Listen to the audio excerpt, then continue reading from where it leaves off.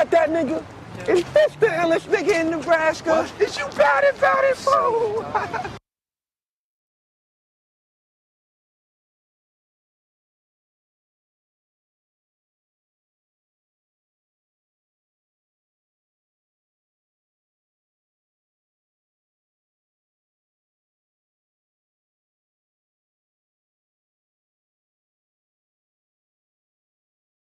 Podcast is intended for mature audiences. The views and opinions expressed are those of the panelists and do not reflect in any way those of the podcast partners, sponsors, or affiliates. Enjoy. Hi, this is Michael Buffer, and you're listening to the Voice of the People. Let's get ready for Boxing Voice. Every day I'm hustling. Every day I'm hustling. Every day I'm hustling. Every day I'm hustling. Every day I'm hustling. Every day I'm hustling. Every day I'm hustling. Every day I'm.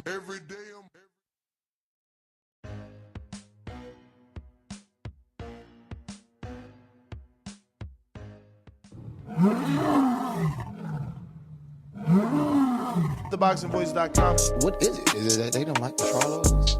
You like the Charlos? The unified WBA, WBC, and IBF 154-pound champion of the world.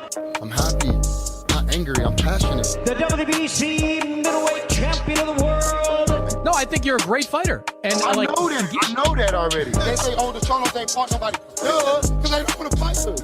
Fight us. Come on. Step up and get that shit. Come on, let's go. Like I said, I went to the top already. I seen the bottom before. At the top, I seen the bottom. I went back down to the bottom and shot back the fuck back up. Now what they mad at me for? It's not like old school boxing. We're the best, fight the best no more. It's about politics. It's about who you know, who you are, if you got a crowd behind you. Sit your ass in your weight division and see if you can beat one of them. Cause fucking with me, you gonna get knocked the fuck out. I'm a knockout artist, baby. If we stand by lines only, just like we made this up, we gonna ride with it. We're gonna ride with it till the day we die. Jermell Charlo. That line sound horrible. SDS Promotions.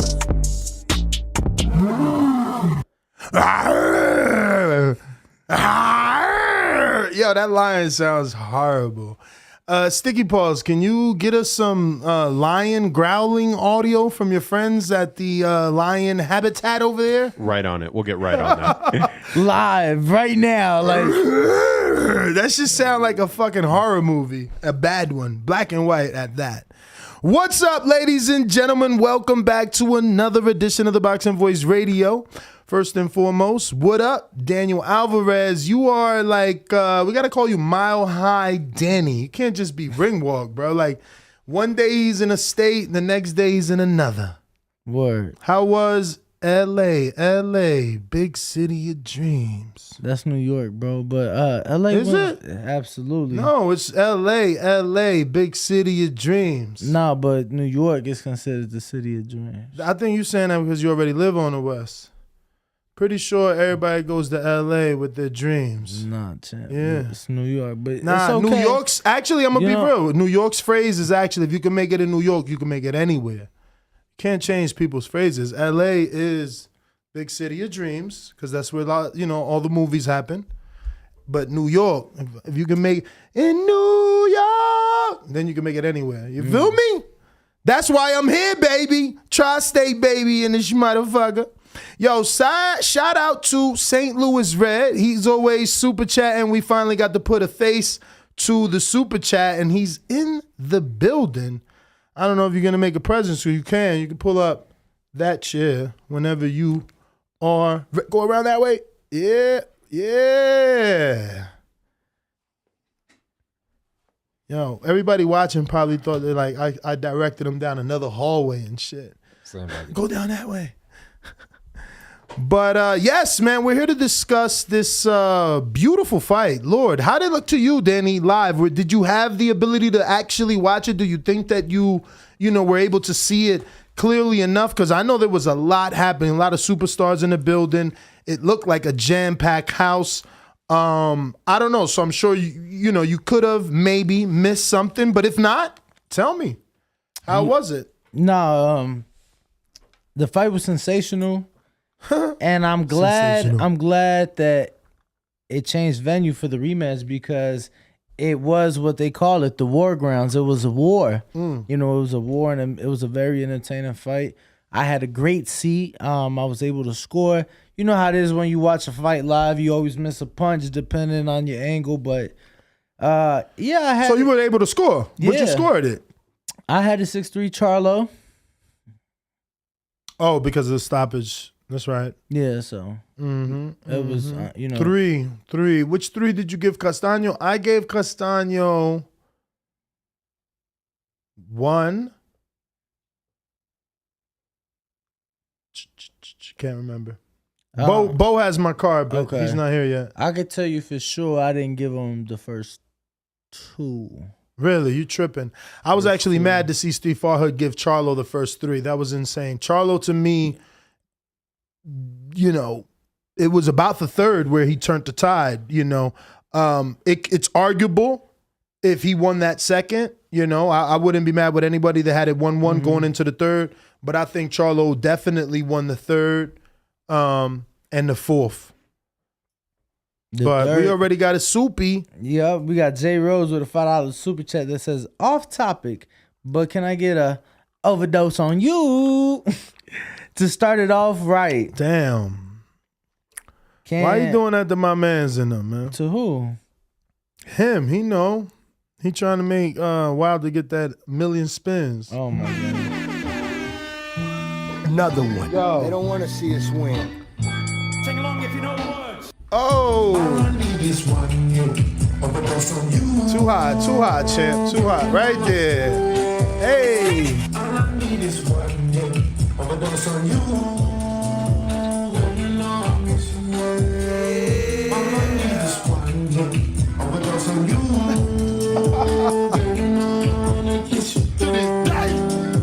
Girl, you know I wanna kiss you, girl. This shit is hot though. I wonder what it's gonna sound like when it's. I wonder what it's gonna sound like when it's actually mixed and mastered and shit. Yo, and then I saw that they've been in the studio. I heard some other shit too. Who? Wilder. Oh, Wilder and Marcellus. Oh, they going for a duet. I don't know what they doing. Okay. I don't know. Did bro ever make his decision on taking the mushrooms and getting back in the ring? Not yet, man. We you know, it's funny you bring that up. Who was I with yesterday? They said the same exact thing. Like, yo, did Wilder have the ayahuasca? Oh, it was Raul. Raul came in. Shout out to Raul from Phoenix. We got to meet him. He wasn't here for that, man. He wanted you to sign a little TBV poster he had. Oh, damn. It wasn't little at all. It was huge. It was a big poster. It was 4x4. Damn. Yeah. 4x4. So it was just like the logo. It was like a picture of you. Oh, just the logo. I thought it was like a picture of you. Huge. Yeah, man. So, what you think? I mean, what you think of the performance? I know you said 6'3", but... Nah, 6'3", 5'4". Oh, that close, really? 5'4"? Yeah. I don't know. 4 rounds? Really? 6'3", 5'4". Yeah, I don't know. Wow, 4 out of 9? Yeah. I mean, you know, I ain't gonna lie. I did see some crazy people having it that way, but I'm gonna be honest with you. I ain't have it that way. It was bro, it's hard live. It's hard live. Yeah. And it was some rounds I'm like, oof, that was close. And then it was some round I was like, because I could imagine that round where Castano rallied very, very, very late. He rallied like boom, boom, like a good flurry. That probably people scored it for him, but on TV, that man wasn't landing none of that shit. Yeah, so it was some rounds like that, and I'm like, bro, like, I was still a Charlo round, right? And other media members around me, I'm just overhearing them. Castano. What was Coppinger saying? Because he went in on Coppinger, and I'm not saying what did Coppinger say to make him go in. I'm saying, what was he? Could you hear him live since he was sitting behind you? Could you you said you were hearing media members. Do you? No? Oh, like during the fight? Yeah, like what he was scoring it, how did he think it was going? Because he did favor Castano, so maybe he, of all people, was maybe shouting out rounds that Castano was winning. He actually had it wide for Charlo. Me too. He actually had it wide. Me too, man. It was a good fight. He boxed so well. And it's funny because on the previews and predictions show, I said that. I said, this guy, we forget that before he got with Derrick James, he was an excellent boxer. It was obviously getting with Derrick James that the perception of him has changed. And even in his mind, you heard the intro. He said, I'm a knockout artist. Thank you. So, and then he lived up to it last night. That left hook was landing all night. And then he was looking for it. It's part of the game plan. And it seemed like because he was looking for it all night. I mean, he was letting it go all night looking for that counter, and it finally landed, and it was such a beautiful shot. You don't even really get to admire it until probably the last replay of the night, where they show you the right side of Castano, so you actually see where that left hook lands, because they showed the replay from the opposite side so many times that you didn't even know. Like I'm like, damn, did he hit his nose? Like Let me tell you, you know how it is. People try to spot shit, and you think you know shit, and you get what I'm saying. And a media guy's like, "Is Castano's ankle? Do they look like hurt to you?" And I'm looking, and boom, he goes down, and it's the way he goes down. I'm like, his ankle gave out. Yo, it's funny because live, I'm like, he crumbled. It felt like a cookie crumbling. He just went down, like the way they put explosive in a building, and it just goes straight down. I'm like, and it was such a late effect to the shot that it made it all that more beautiful. Because he was still in his high guard, and his legs just gave out. He could just go straight down, and he's truly hurt. It was so crazy to me, because it was like, and you see, I know people are gonna be like, "Oh, there goes Ness." He's a fucking Wilder fan, but this goes to show you that the Wilder Malik Scott shit is real. Because when they finally turned that replay in the manner that you can see it, he fucking blocked that shot. It partially went in, and it hit him right here, like right here on that forehead, like bam, right there. But he still had his guard up. You understand? It just landed just enough right here. Like the glove was right there, but it still landed right here. It's insane. No, because I couldn't believe it. It was such a perfect shot. Yo, don't hate. That was a beautiful shot, man. But the good with the bad, man. It was a lot of Charlo acting out last night. Big Charlo and little Charlo. I mean, I seen the press conference. How did, I'm not asking this to make Coppinger hate us, but like, how did he react? Because those two reporters, one got assaulted physically by a Charlo, the other one got assaulted verbally by a Charlo. So it's like, I've been in that situation, you know what I'm saying? You can't really do much. What are you going to do? Lash out and be blacklisted? Now everything is blamed on you? This guy smacked his camera, dude jerked back, so it's like, now everybody's looking at you. I'm from the inner city, so I'm going back to fucking high school. There's like, everybody's every time you see somebody talking, you think it's about you. So I just want to know, how was that tension? And I don't know, what did you hear? Because that was pretty crazy, man. So the post-fight press conference was in the tent, right? Outside the arena, and it was pretty big, but it was a lot of fucking people. Mm-hmm. So at this point, Ennis just finished up. Let me interrupt. Is it like those white tents that they put outside the MGM? Okay. Exactly. So, those are huge. But they come air conditioned and everything. That ain't no tent. Not maybe quite as big, but just. Oh, it didn't have AC? Yeah, it had AC and everything. But what I'm saying is same style tent, maybe not quite as big, but it was still a lot of people because by the time Charlo got to the press conference, both Castano and Ennis had already gone. So there were still people like kind of from the camps and stuff. Mm-hmm. Plus, obviously, all of their people. And it was a lot of fucking people. It was a lot of people. I was stuck in the back. I ain't see shit. Wow, so you didn't see the fight in the crowd either.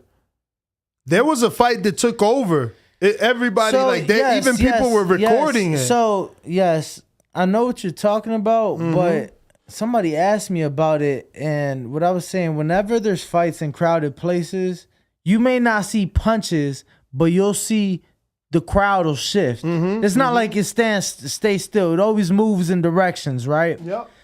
That shit was stationary. Okay. Like I didn't see people moving. I didn't see no punches thrown. I had a pretty damn good seat, and thankfully it was in between rounds. So I'm looking, and then the round started. I'm like, man, that's some bullshit. I went back to watching the fight. So yeah, I don't know what that was about. Unless there was something that they showed on TV, then yeah. So what was up with that Australian? Because he's Australian. Like, why'd he get his camera smacked? I guess they didn't appreciate, Tim Tszyu being brought up during Jermell's moment. I don't know. I'm lost. Wow. Because, that was a question. Let me just show everybody what we're talking about. Give me a few seconds. I'm going to be honest, I still haven't seen it. What? I still haven't You're seen going to it. love this because...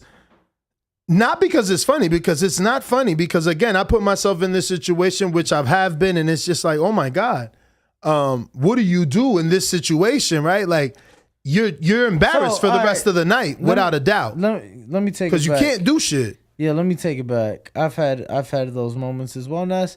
Let me take it back. I saw a video, and from the angle of that video, you couldn't see if Jermell, Well, let me show you. Jermell smacked it or not. Oh, no.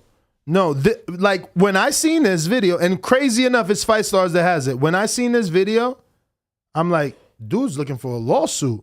Like Kanye's been sued for less than this. Watch. George, anytime. Home Alone looking ass nigga. Look, so he coming at him already with that aggression, calling him Macaulay Culkin. Knock his ass out. Look, knock his ass out. Looking ass nigga. Home Alone looking ass. Look, watch. Look. So, damn, my bad. I'm going to go back. But he says, you a bitch, then smacks his camera. Go again. Home Alone looking ass nigga.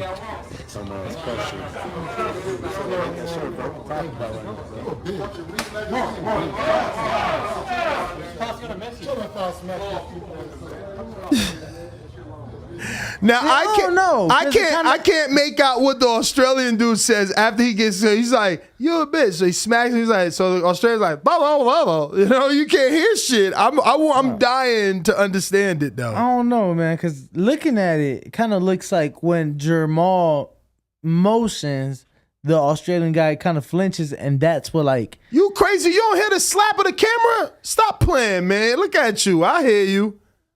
I see you, Danny.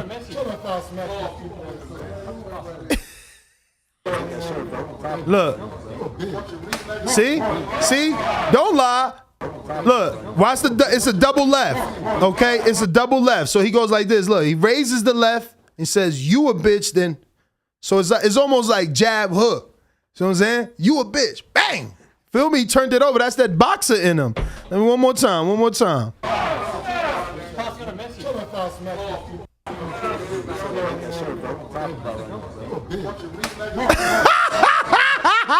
Yo, and then my man eyebrows. Yo, but I swear, after that, I would have been embarrassed as hell. Like, what are you gonna do now? You know what I'm saying? So that's crazy. So you saying that's because he brought up Tim Tszyu? Bro, this is crazy. You can't do your job. This is why I don't go, man. You can't bring up a boxer. No, because you know what? Because you're a hater. Because you're bringing up another man when it's my brother's moment. So I'd rather not go, man. It's dangerous over there. So we can pull it up. I remember it was like a 3 question, and it was like, congratulations. It was something along these lines, right? Don't quote me. It was something like along the lines of like, congratulations. I don't know if you knew, but Tim Tszyu was in the crowd. What do you think about a fight with, Tim Tszyu, whatever. Oh, so some normal shit. Perfectly reasonable. And he's the mandatory. And then, Jermell said whatever he said, whatever he thought about Tim Tszyu. And then, like, the reporter comes back. He's like, well, Tim Tszyu thinks this and this and this about you, basically. And then that's when Jermell, was upset. Like I said, I was in the back. I'm fucking trying to look over shit, so. Do you want to see Jermell fight Tim Tszyu next? Jermell fight Tim Tszyu next. Sure. Is that a poll? Sure. That is a poll, man. We gonna keep the same options because he won in a fantastic fashion. So I don't think anyone wants the rematch. No one is looking for a trilogy. I don't think Castano did enough. So we can move on from the trilogy. We're gonna put Terrence Crawford at the tippity top. I think that's the biggest fight. I do not think Tim Tszyu is the biggest fight. I do not think who's the other guy that's out there at 54? Fundora. Hell no. I don't think he's the bigger fight. Are those entertaining? They both super entertaining, but I think Crawford is more established. He's the bigger name in boxing. So I think that can be a bigger fight. Plus, depending on how the cookie crumbles and how that fight plays out, right? It could be possibly Crawford, Charlo for both undisputeds. It's like fucking 10 belts. That would be crazy. 5 and 5. You know what I mean? Like, what are you talking about, bro? If he beats Earl, he's undisputed. Correct. Somehow Charlo in a perfect world doesn't get stripped. He's still undisputed. Terrence now challenges Jermell for all the belts. For all the belts plus the rings. It's not how it works, bro, because enlighten us, Danny. You got to choose a weight. Because Crawford is the one moving up. So he can't defend his belts at 47 when he's at 54. He ain't got to. He's going to move up like Canelo did, remain undisputed at 47, challenge Jermell for his 54-pound undisputed. Yeah. But the night of the weigh-in, he got his 5 belts. I got my 5 belt. What you talking about? Yeah, no, but you just said it would be like 9, 10 belts on the line. I'm like, no, I mean, they're going to show him. I mean, Crawford's he got all the belts. He ain't going to come with his belts. They be bringing it. I mean, the last time I checked, I'm pretty sure we could pull up footage of the Porter fight with Bernie with both of the rings. Nah. I mean, theoretically. The way you made it sound, I thought you were saying that he could win them. Yeah. No, I didn't mean that, but I'm sorry if it sounded that way. Yeah, my bad. Maybe it did. Maybe if you didn't stop me, I probably would have thought he could win them. But nah, I didn't. I don't think that's what I was thinking. I mean, what does Charlo get out of the situation though? Like I want to see the fight, of course, but money and I mean, because look, if you beat Earl now, Charlo can't deny you. Right now, Charlo just said before this fight, like on a Friday, he said, "Don't talk to me about Crawford. He ain't even in my fucking division." Yada yada. But if you beat Earl, you can't even deny him the fight now. And Earl himself said, "Take me out the list. I don't care if y'all take me out the list, but put Charlo on the pound for pound." Facts.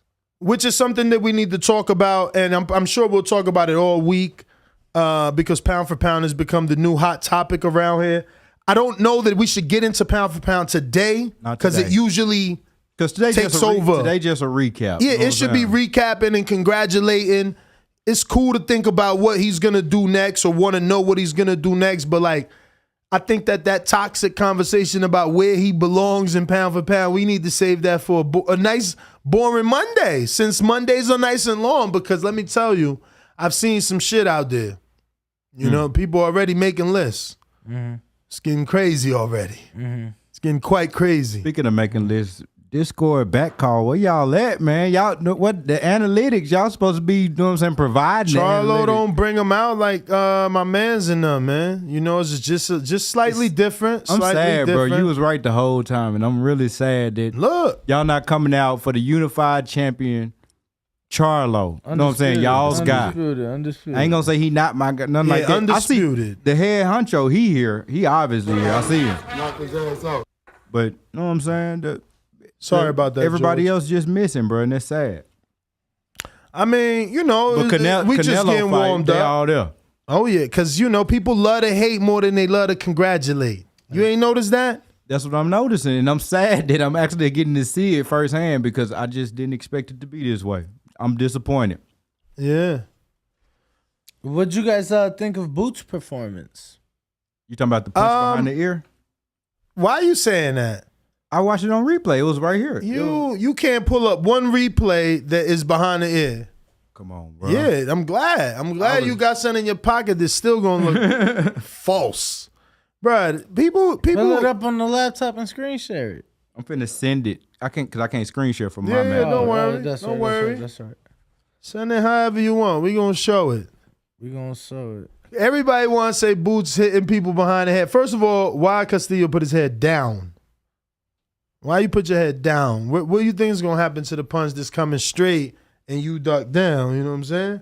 But I don't feel it was behind the head at all. I feel it was like right here. Like,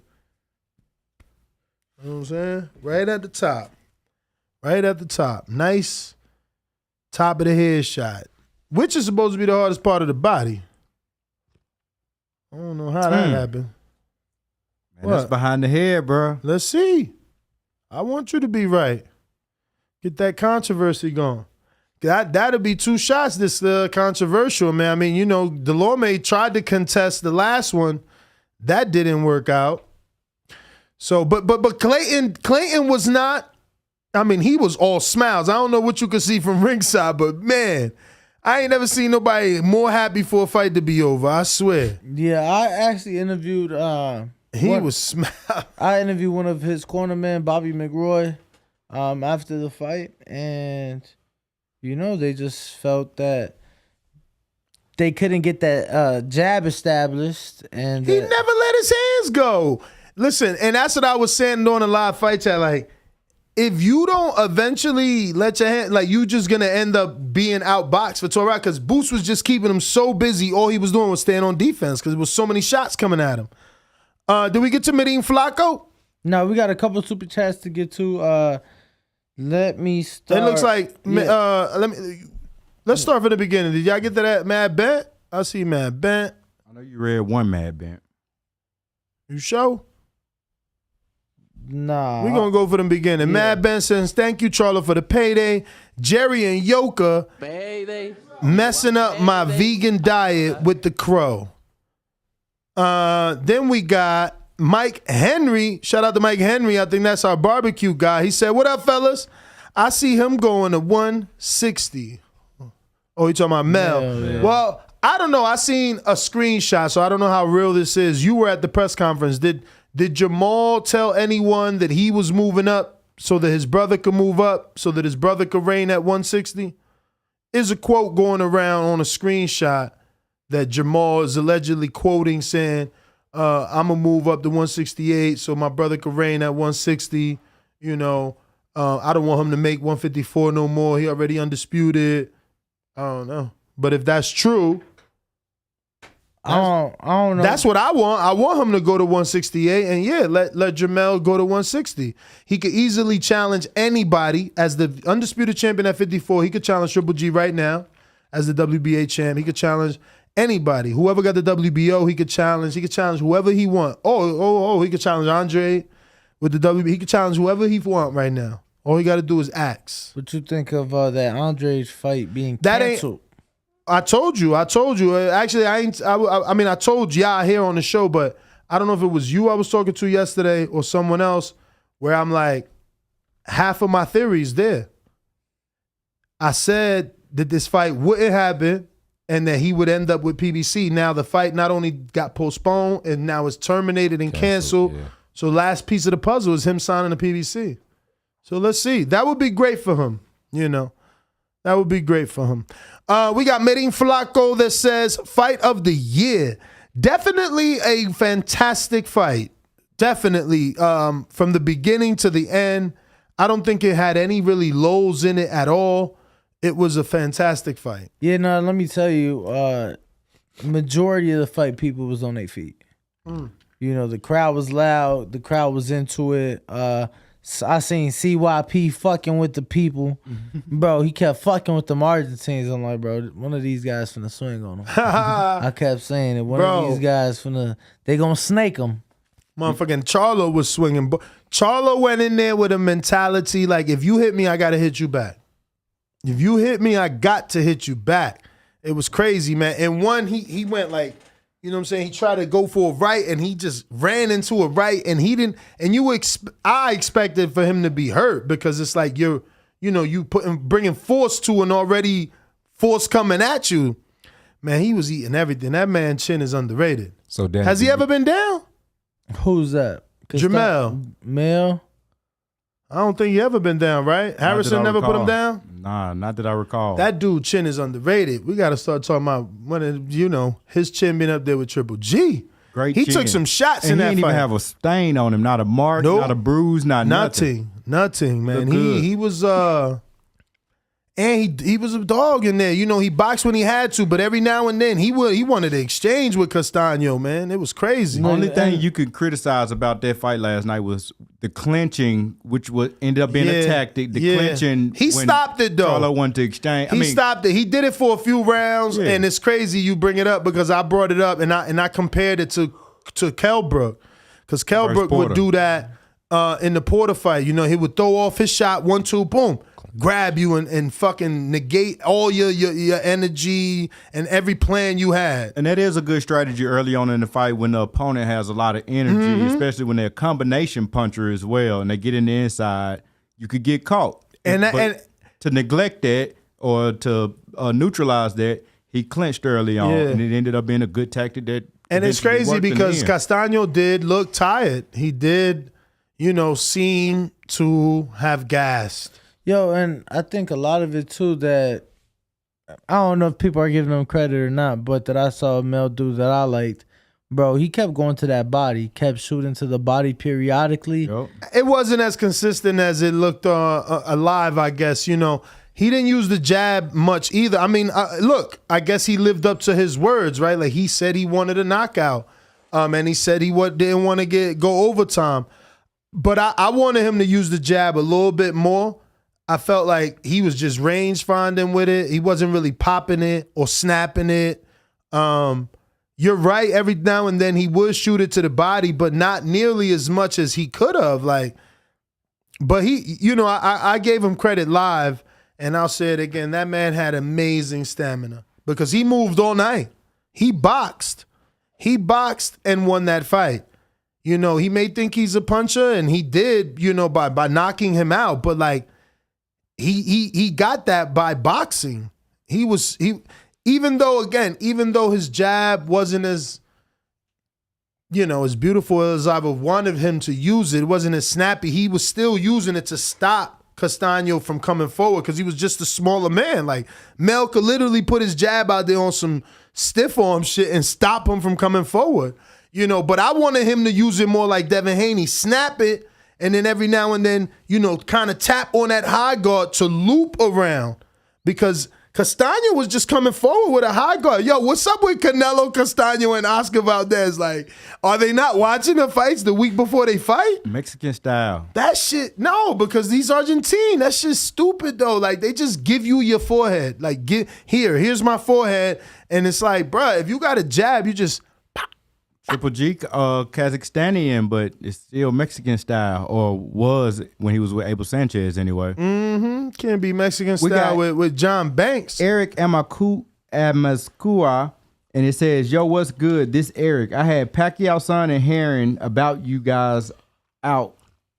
I don't know even. I think he meant shout you guys out. Yeah, Okay, that's Eric with the bald head with all the jewelry and shit. Okay, he was the guy like Cruz or something like that on the IG that was tagging us. No.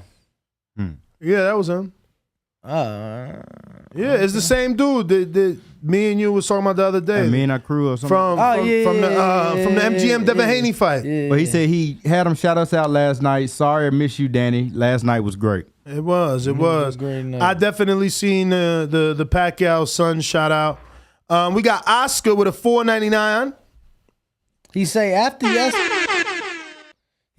yesterday's performance, this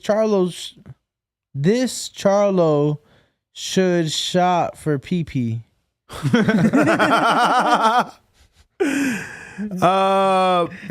Who's got the initials PP? I think he should be like Paul pound Price for pound or something. Nah, Paul Price. Paul Pierce? After yesterday's performance, this Charlo should shot for PP. And he meant to say shoot for pound for pound. Nah, it's got to be a name. Paul the Punisher Crow. Paul Punisher Paul Crow. Nah, I don't know what he's saying, bro. I don't know either. I think he means should be pound for pound though. Then we got Tino the Great with the $4.99. Said, you think Castano showing up late gave him a hard time to get started, or Was it Mel's movement that wore him out? It was a combination. It wasn't just Mel's movement. It was, Mel working off that movement. He was countering him, bro. He was countering with that left hook a lot. Every now and then he would lead with a left hook to the body, double that shit. He was doing a lot. And the 1-2 was on. The 1-2 was on. He didn't really throw any threes because he didn't need to. He would lead with a 3. But he didn't even, he really didn't use 1, 2, 3. It was just straight 1-2s, boy. He was throwing a lot of punches from awkward positions as well. Like he'll be ducking down or rolling and He'll roll and come up with a shot. He was doing good. Yeah, bro. he definitely surprised. See, he Castano. did not mean pound for pound. He meant pay-per-view. Shoot for pay-per-view. Well, they did that before once. Yeah, that was prior to him going undisputed though. But that was. But that's the thing. They believed in Charlo, Maul. He was the main with Derby and with Korobov. Nah. It wasn't Korobov. It was supposed to be Willie Monroe. No, it was the Rosario and Jermell, and it was the Jamal and Devianchenko. No, man. Yes. Bet 100. Pay-per-view? Bet 100. Bet 100. Danny, Bet 100. don't do it, bro. The pay-per-view? Bet 100. Don't do Bet it. 100. Man, you wrong. Bet 100. You wrong. Bet 100. You wrong.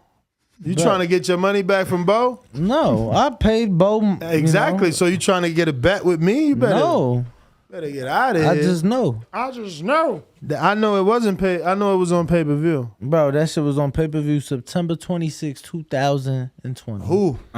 Who though? Jermell Charlo and Sergey Devianchenko and Jermell and Rosario. Come on, right here. On the co-man? It was. I know both of them were on there. And it didn't do too well. Bro, it was a coin flip. It was a coin flip. That's what decided who went first. It was a coin flip. It wasn't like, oh, this is the bigger fight. It was a coin flip.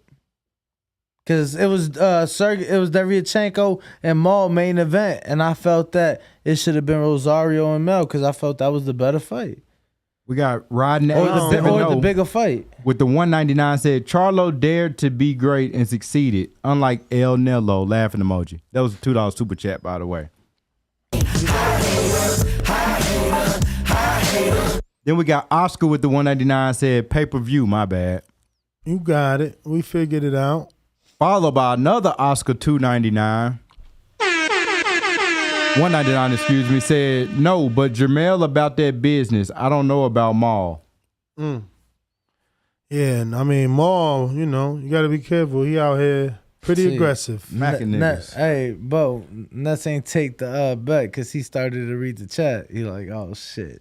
What? I'm wrong on this one. I ain't even on the chat, man. At the video I sent with Ennis punched Castillo behind the head. I don't see it. Eric with another super chat, $2 saying, oh, he message retracted. Man, hell no, they ain't behind the head. Where it landed? Like right here, man. All right. Even I ain't gonna dispute. Even right here. Yo, I love how I influence y'all. What do you mean? Yo, y'all be picking up on my lingo. All right. I don't know what you talking about. I'm talking shit. You is talking shit. But did you watch any other fights on the card yesterday? Did you? Nah, I watched Hell no.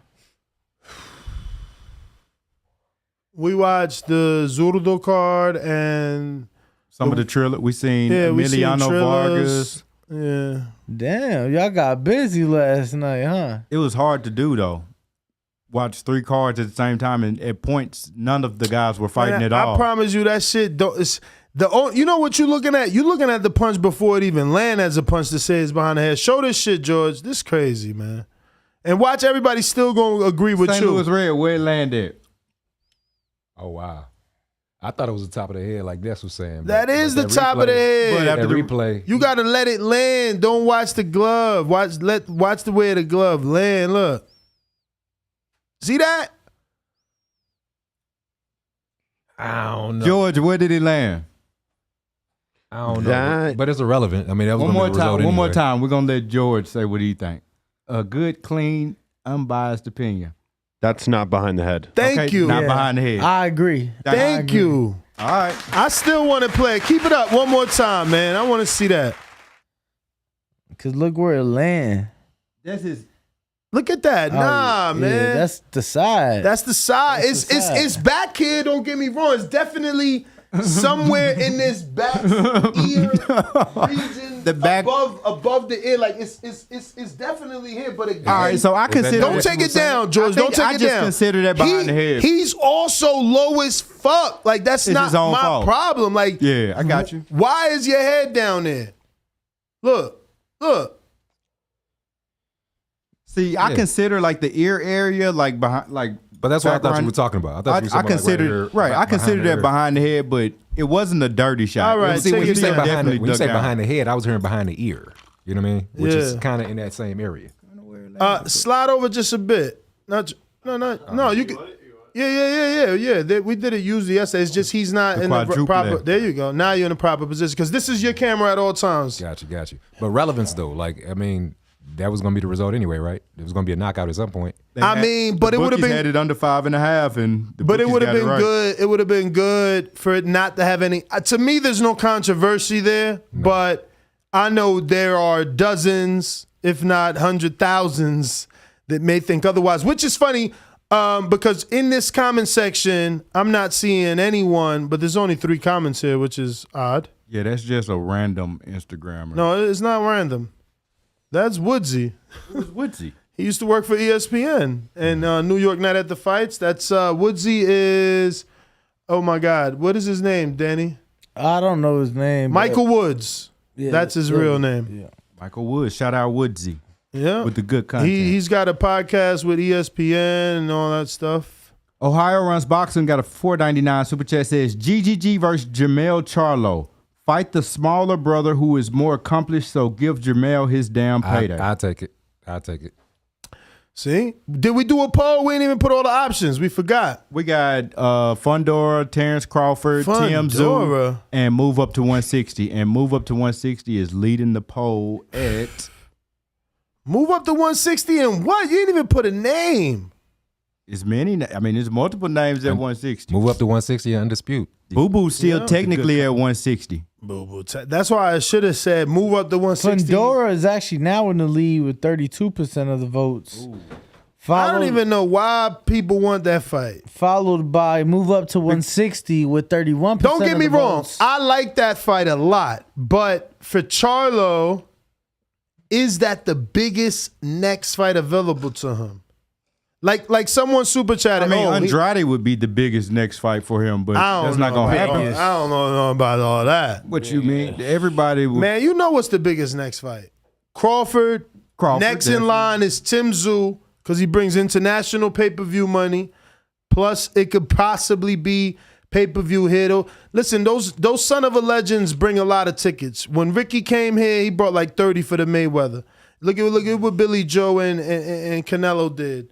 You know what I'm saying? Like, if this guy can be a con and bring some people when he fights, I don't know. And his son, he's the son of Costa Zoo, man. How many Australians we got living here? We did this already, right? There's only 100,000 of them. It wasn't even 100. It wasn't even like 48. No, but ain't he from New Zealand? Like he from New Zealand anyway, and something else, because he's like half Asian, bro. I'm telling you. Bruh, y'all serious right now? We got Eric Abenzikua with the $4.99. Said, who won the versus, Cypress Hill or Onyx? Man, Onyx! And how did Zerto look, and will he face Bivol? Zerto. He's like a bully fighting against Zerto, it's crazy, man. Trash. I'm trying to get Zerto on this show, at least via Zoom, but it's hard not to tell the truth. Like, bro, he's so big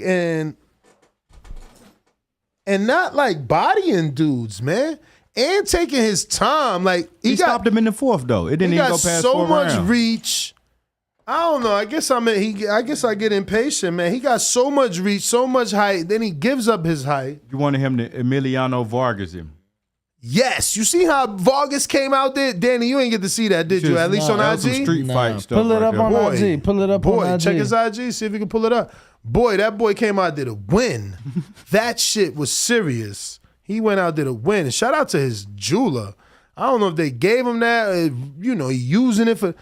They flossing. His brother at the fight at the game at the baseball game today. The Vargas brothers popping out here, bro. I was at the dealership and they was like, "Did you see the Vargas?" They didn't say nothing about Charlo, nothing about because no they Zerto. sponsored out here locally, man. They got their boots to the ground. Yesterday? I'm like, yeah, I seen it. I was like, it was crazy, it was good, but they watching all the brothers fight every time. They got a nice little following here in Vegas for sure. Dead end. That's how y'all do. Y'all do dead end. Nah, I just looked up and seen it. What is this? Triller? Emiliano Vargas Instagram. Yeah, nah, man. He blasted this dude. He did his thing, champ. Bruh, he came out so aggressive and was just like on some killer shit. Like, killer. Apparently, they had a competition between the brothers to see who could get the best knockout. And Fernando Jr. won by 5 seconds and still gave the jewelry to his younger brother. But was it the... As he should. Was it the best performance or the fastest man, it's knockout? a competition, man. You better work harder. You want this jewelry I next thought the time. competition was the best, but they was No, all it was going to see who could have the fastest. fastest. Yeah, it was who could get it the fastest. And you said it was about 5 seconds? 5 seconds. What was the competition that they had yesterday with the Vargas brothers? Fastest knockout gets the chain, which is like 50. So fastest knockout got the chain. You said it right. Junior won by 5, but he gave it to his little brother because it was his pro debut. So he wanted to give love. I want to see the chain now. So love to little bro for the debut. I have no idea what you guys are talking about. Look at Triller. What? What? He said it's on Triller. I'll go to What? Triller. What are we talking about? The chain, champ. Oh, the chain. Word. I mean, it don't matter. It's a diamond chain. Like, it don't even matter. Bust down is bust down. It don't matter, but I brought it up. But it don't matter. No, I'm talking about it don't matter how it look. Like, it's a diamond chain that they got that's over 50,000 for a knockout. Like, whatever it is a blessing. You know what I'm saying? Facts. It's free. I mean, they work for it. They work for it, like, in the terms of the training and obviously the performance. Damn, Danny got his little condo out here in Miami. He bought a multi-unit. We got Jaron the Gray with a 199 said, congrats on getting 140,000 subs. Damn, that's a lot of units, yo. Danny ain't playing.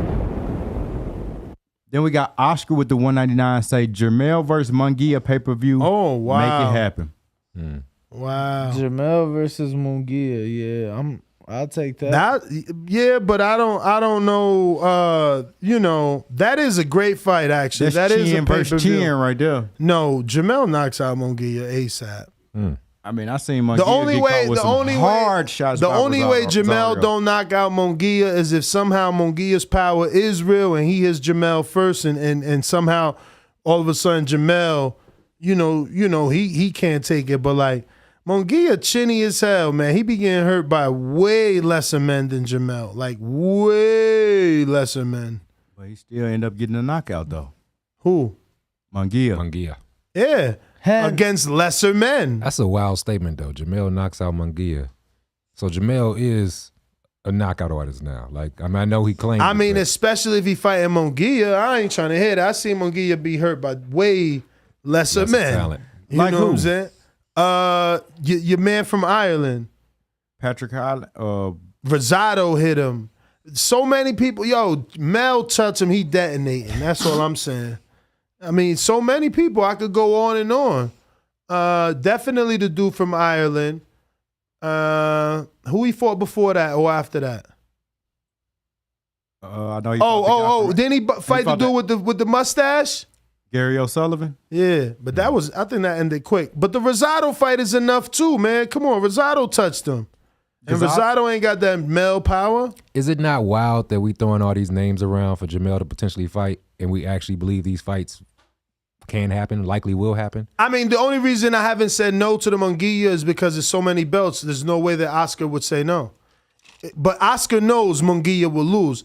Otherwise, that fight would never be a fight that could even happen. Like, they're not going to just sell Munguia out. But all the belts are on the line. Plus, it'll be a pay-per-view because it's all the belts and he's Mexican. Perfect recipe. Mexican, African-American. They could do it in Texas. They could do it anywhere. I mean, that's a big fight. I just feel like no knock on Jamal, but Isn't Jaime at 60 anyway? Yes. Yeah, that shit is not even worth talking about. Because what you gonna do? Move up to 60 and be beltless and fight Jaime on pay-per-view for no belts? Shit don't make no sense. We got Rider of the Storm with the $4.99 says, salute, gentlemen. I'd like to see Mel versus Munguia. That would be a great fight. Mel by UD. Yeah, I mean, now that I don't know, we should have led with he's at 160 because we wasted a lot of fucking time in saliva. That shit ain't happening. Why would I vacate all my titles to fight Munguia? For nothing. For nada. For nothing. When Munguia, you know who Munguia? I'm glad you brought it up. You know who this motherfucker out here about to fight? I read it. I ain't breaking it up. Michael Safada. That's a damn shame that in 2022, he like 40 fights in, about to fight Michael Safada right now. Now think about that for a second, right? He being coddled. He was rumored to be fighting Derevyanchenko, but Derevyanchenko lost to Adames, so he don't want to fight Derevyanchenko, and he damn sure ain't fighting Adames. Then he got in negotiations that fell with Jacobs. Oh, yeah, Charlo too. Charlo, Maul, Jacobs, and now you talking about Zafada. Mind you, when the last negotiations failed with allegedly Derevyanchenko, he fought Big Meech. And I ain't talking about Larry Hoover's peoples. Talking about Demetrius Ballard. And that was a terrible They fight. playing game. But that's what Fernando Beltran must want. Let's be real. Because that's the other promoter, right? Beltran Promotions. That must be what they want. They like, fuck it, man. They going to give us this free money. We going to fight these dudes that we know we could beat. Amen. Because how old is he? Maybe it's the age. I never looked him up. How old is he? He like 25, 26. And we got a lot of 26-year-olds out here. Well, I mean, he's a one-time champ. I guess they slowing it down. Like, yo, we became champ by accident. Because let's be real, that was a welterweight moving up. Oscar with the $1.99 said that's the green print. Mm-hmm. Fight the bombs till you get 50-0, then fight a name. Damn, Fundora winning this poll. That's what they want. Told you. Fundora is like what? Venezuelan? Where he from? Panama? He Mexican. No, he not. Yeah. Mexican American? Word. All right. I thought he Mexican. I didn't think so. I thought it was something else. We might have to He Google the tallest that. Mexican to ever live. Purebred Mexican. Google that, man. We might have to Google that one. I don't know. Jaime Munguia is 25 years old. Mm-hmm. And Sebastian. Yeah, look at this shit. Dennis Hogan. Patrick Alati. Like, what the fuck? I'm telling you. Rihanna Johnson. Yo, so did we get to this Ohio Runs boxing one? I think we missed some, fellas. No, I read Ohio Runs boxing. He got a second one for $2. He said Jermell earned his shot the hard way, not the sit at wait. Sit and wait. Yeah, we didn't read that one. All right, well, that's what he said. Jermell earned his shot the hard way. Oh, I thought it was more to it. Not sitting around waiting. I'm going to add some words and spaces and all that goodness to it. The next one looks like Jiren the Gray. You seen that one? Yeah. Congrats on getting to 140,000 subs. Once again, bro. The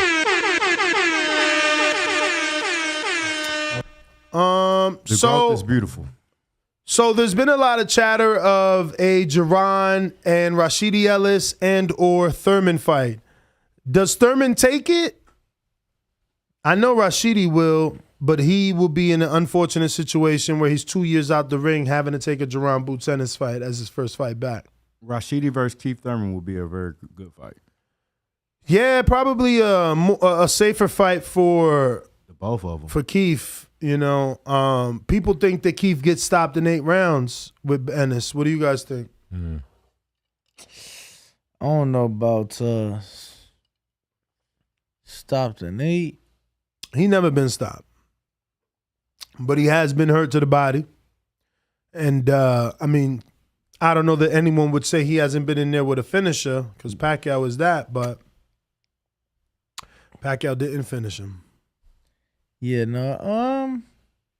I like the Keith fight, and that's a fight that I think is extremely realistic and possible to happen next. And truth be told, I would favor Boots. by stoppage in that fight. I think we all would. Mm-hmm. Nash, you taking that fight? I don't want Keith to take that fight. That's what I thought. That's what I thought you would say. I don't. I actually don't want Keith. Why should Keith take it when both Crawford and Earl are openly saying they're not taking it? So think about this, right? Because some fans are gonna have ass backward logic and say, well, if he beats Ennis, then he'll get his shot. But he won't, because if he was gonna get his shot, then they won't give it to Keith. They'll give it to the undefeated Ennis, who has a lot of hype. If anything, Keith is considered decline. So why wait for him to get back on the upside by beating the undefeated Ennis when you can fight Ennis? So it's like anyone saying, yeah, Keith should fight him. You just want to see him die, because what is he going to get out of it? The best he can do is tell them no until Earl and Keith fight. I mean, Earl and Crawford fight, vacate, then Keith gives it one more shot at being a 3-time champion. You go in there. If you got to fight Boots for a vacant, you got to fight Boots for a vacant. 2 times. 3 times. He unified. Yeah, you're right. You're right. Stop disrespecting my man. It's the first one to ever to unify in this division. People thought he need to come out. He need to come out. I mean, definitely in a long fucking time. Talking about out of the modern. Definitely out of the modern, but still, right. what belt? Like, when the last time Floyd unified? Like, how long ago was that? Right? Like, when he fought Maidana, he didn't unify. And Berto ain't had no belt. Did he? Did Berto have a belt? I'm not sure. I don't think so. No. I don't know. You the almanac, Danny. No, When the last time he unified? Did he unify? I know he ain't undisputed, but I'm sure he unified. Because I remember him having a WBA and a WBC at one time.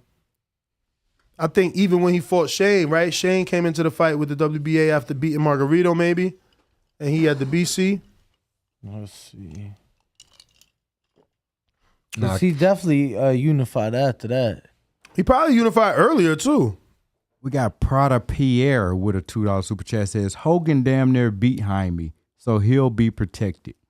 And we got Prada Pierre right back again with another one. Said, Boots might stop one time with a body shot. Yeah, I mean, Boots is already the number one in the IBS, so I don't see him fighting Stenonius unless that's what PBC wants. If they push, Stenonius the Ennis way so that they can eliminate, because maybe they don't want Earl to have 2 mandatories. You know what I mean? So they put the 2 mandatories against each other. I don't know that Stenonius takes that. He shouldn't want that fight. I mean, he was taking too many shots from Butayev. Stanionis. He gonna be Stenonius when he get finished with Boots. I'll tell you that right now. He's stanky legs Stanionis. Cause he keep his face right there. Like, he did a good job with Butayev because he was outworking him, but I don't see him outworking Boots. Boots gonna hit you with a few of them shots. Mad Ben 100 said something that you'll love. He said, Summer belonged to Thurman. Stop.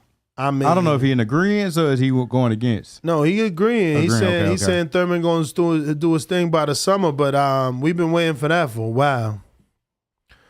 I mean, shit. If you Ness, you've been waiting since the Pacquiao fight, because you definitely ain't watched his last fight. Oh, he fell asleep. I just wasn't feeling that fight. I told him from the door, don't take that fight, because now you pressured to do better than Tank, which he didn't. Let's just be real. Well, dead air. Dead air because you don't want to be a co-host. Oh, wow. Luke, these guys. You were still on the East Coast then? When Thurman fought Barrios?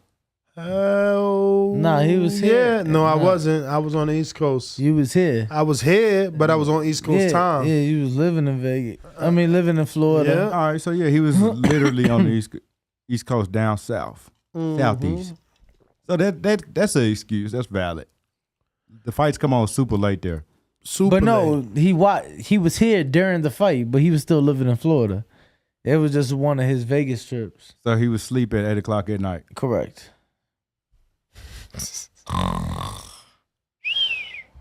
Bruh. Fell asleep. Well, we don't believe you. You need more people. What you want? The pictures of you sleep? Tony Yoka. Is that what you? Yeah. Yo, that was crazy. My man's lost. And I picked Yoka. I tried to tell y'all, Danny. I tried to tell y'all. What you told us? Nah, y'all was saying he shouldn't. No, whoa. Y'all was saying he shouldn't have been more of a. You were saying the Bacoli should have been more of a. Did you say pick Bacoli? No, I did.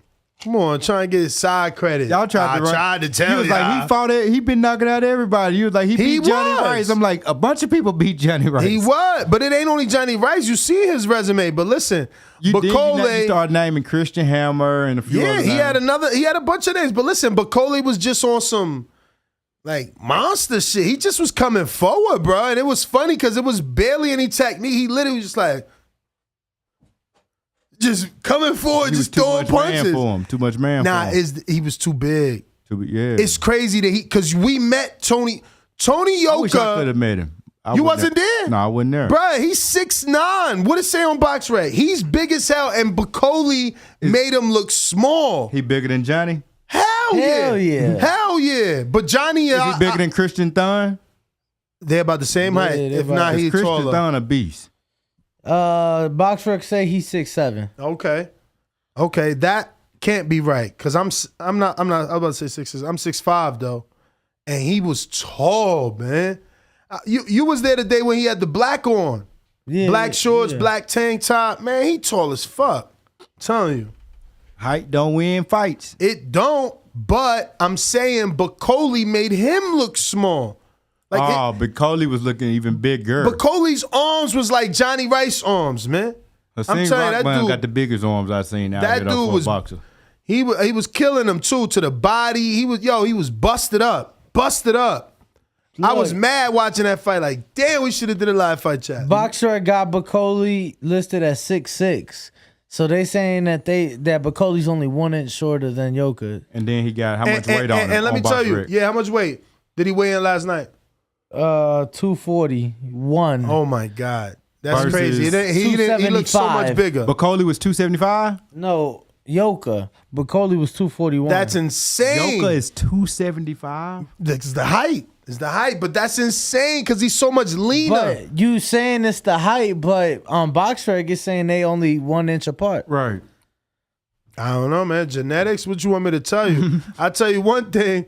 Motherfucker, he wasn't looking like he was 7 feet. He was bending down. I don't know, man. I guess I ain't been in that situation, so it's hard to call someone names. But Jesus, bro, he just had his high guard up, going from rope to rope, letting my man free shot, trying to survive. Every now and then he'll shoot the 1-2.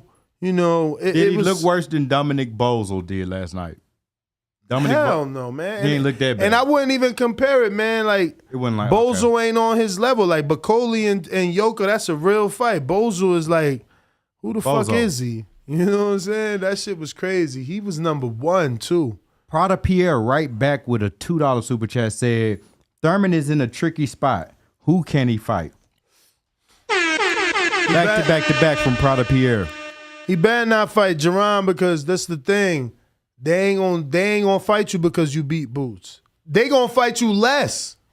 If you beat Boots, they gonna fight you less. And they is Spence and Crawford. Fuck yeah. Yeah, I mean, I feel like Thurman deserves that. I feel like Thurman laid the groundwork for the position that Spence is in right now. For sure. For sure. He got them belts moving. He got, and then like I was reading something. Crawford supposed to be fighting.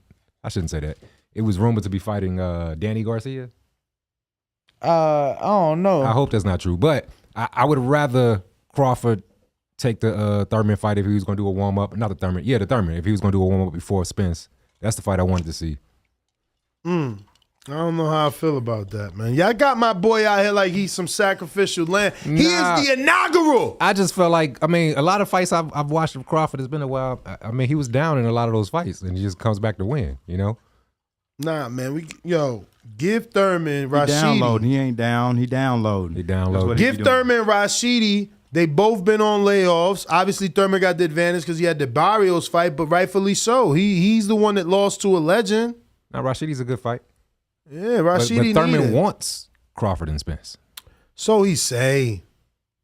Everything Thurman want, he got. He wanted Keith wanted Danny, he got it. Keith wanted Sean, he got it. Keith wanted Pacquiao, he got it. He gonna tell me he want who Spence. you just said? No. I said Crawford and Spence. Crawford. He could get Crawford. He could definitely. I mean, I don't know. Did y'all see the interview with Espinoza? He said that they've had conversations with Crawford and that Errol Spence doesn't want anything but Crawford. So hopefully that's what the fuck we get next, man. Mm-hmm. We got tired away. But when? What's your most educated guess of when that fight can happen? October, November. This year? Yeah. Next. Why not September? I don't know that they do. Mexicans care? You don't care for sure. As a Mexican American, you don't care for sure that you don't need a Mexican across the corner from in the ring, right? Or just because it's a Mexican holiday? Hell no, shit. Floyd had the holidays, bro. Like September, like Mexican Independence Day, September 16th. That's my birthday. Yeah, but Floyd was sure to fight a Latino. Y'all gonna get together no matter what. So if it's a fight to watch, but Floyd was sure to fight a Latino. He wasn't stupid. He knew it was your holiday, so he made sure to at least fight a Latino. Yeah, fucking Manny Pacquiao and Andre Berto and Well, Manny Pacquiao is Philippine. Is in some parts of the world he's considered Latino. Bro, they even speak Spanish. I love how you try to make it right with a straight face. Yo, Google right now. Do they speak Spanish in Philippines? Go ahead. There's a lot of similarities. Go ahead. Google that shit. Go ahead. You know they fuck, bro. I know plenty of. I've met Filipinos that speak Spanish. Okay, so Andre Berto from their country. Well, Haitians, and the Haitians they basically islanders, and islanders is basically Latinos. Actually. Haitian is Caribbean, and many of them speak Spanish. Many. Guess what? They border my country, and there's no water separating us. So let me ask you this: so you think I know that there are millions of well, not millions, probably too many, but hundreds of thousands of Haitian and Dominican interbred fucking relationships and children out there. You kidding me? And of those hundreds of thousands, those are the ones that bought Mayweather Berto. I love how you brought it back to that. Yeah. The fuck we talking about? All the way in Haiti. Yo, delusional ass motherfucker. Yo, they bought it on the fire stick. Yo, delusional motherfucker. The Hispanic community would be happy with Crawford Spence. Bro, absolutely. Everybody will. Yeah. I don't know. All you gotta they don't got no dog in the race. All you gotta do is show Leo Santa Cruz co-main event. Yo, but Leo really don't even do tickets. Let's be real. He did 7,000 in fucking StubHub. Bro, so who are they gonna they gotta throw a Mexican on there, no? Or are they gonna do the same shit they did them all last year? Fucking let's throw this Juneteenth card for you in Houston to celebrate Juneteenth with all Mexicans. With all Mexicans on the fucking card. Jermall was the only African American fighter. Did you see Espinoza basically saying that he didn't want Areola Andy, and that they didn't pay for it, and that the promoter paid for it, and that usually that's what it is. Whenever you see a pay-per-view, it's either A, the network didn't want it, or B, the fighters want so much money that it got to go on pay-per-view because the network's not going to pay a $12 million But that licensing wasn't on fee. Showtime anyway. What? That was a Fox pay-per-view. What? Areola Ruiz. I mean, he's speaking. They didn't want it, and they didn't get it. It's simple. See? But neither did Fox, essentially. Because they made it go on pay-per-view. That's why he explained why it's on pay-per-view. And when it's on pay-per-view, it's the promoter paying. You got to watch the interview, but yeah, he gave a pretty good breakdown. And he made it clear, too. This was a message he sent to Crawford and to Earl, it felt like. Let me not just say Crawford, that they cannot price themselves out. Mm-hmm. And that they must go on pay-per-view in order to make this fight happen. And, that no one knows what it'll do. Would it do 500 or would it do $1 million? They don't know. But they damn sure ain't gonna get no $12 million upfront guarantee to split, which that's unsplittable anyway, because Crawford made 6.5 in his last fight with Porter. So how do you split 12 with a dude with 3 belts plus a ring? Do he got the ring now? He got the ring for beating Ugas, right? How do you split $12 million, which they ain't giving? I mean, he was very verbal on saying we will not pay a $12 million site fee. So Don King, where you at? We need you. Which is crazy, right? When you consider Eddie was willing to pay $8 million each, right? For Mikey Garcia and Earl. Because he said that would only do about $400,000, which he was right. It did less. And if you do the math, you make your money back on that 4 if you pay them 8.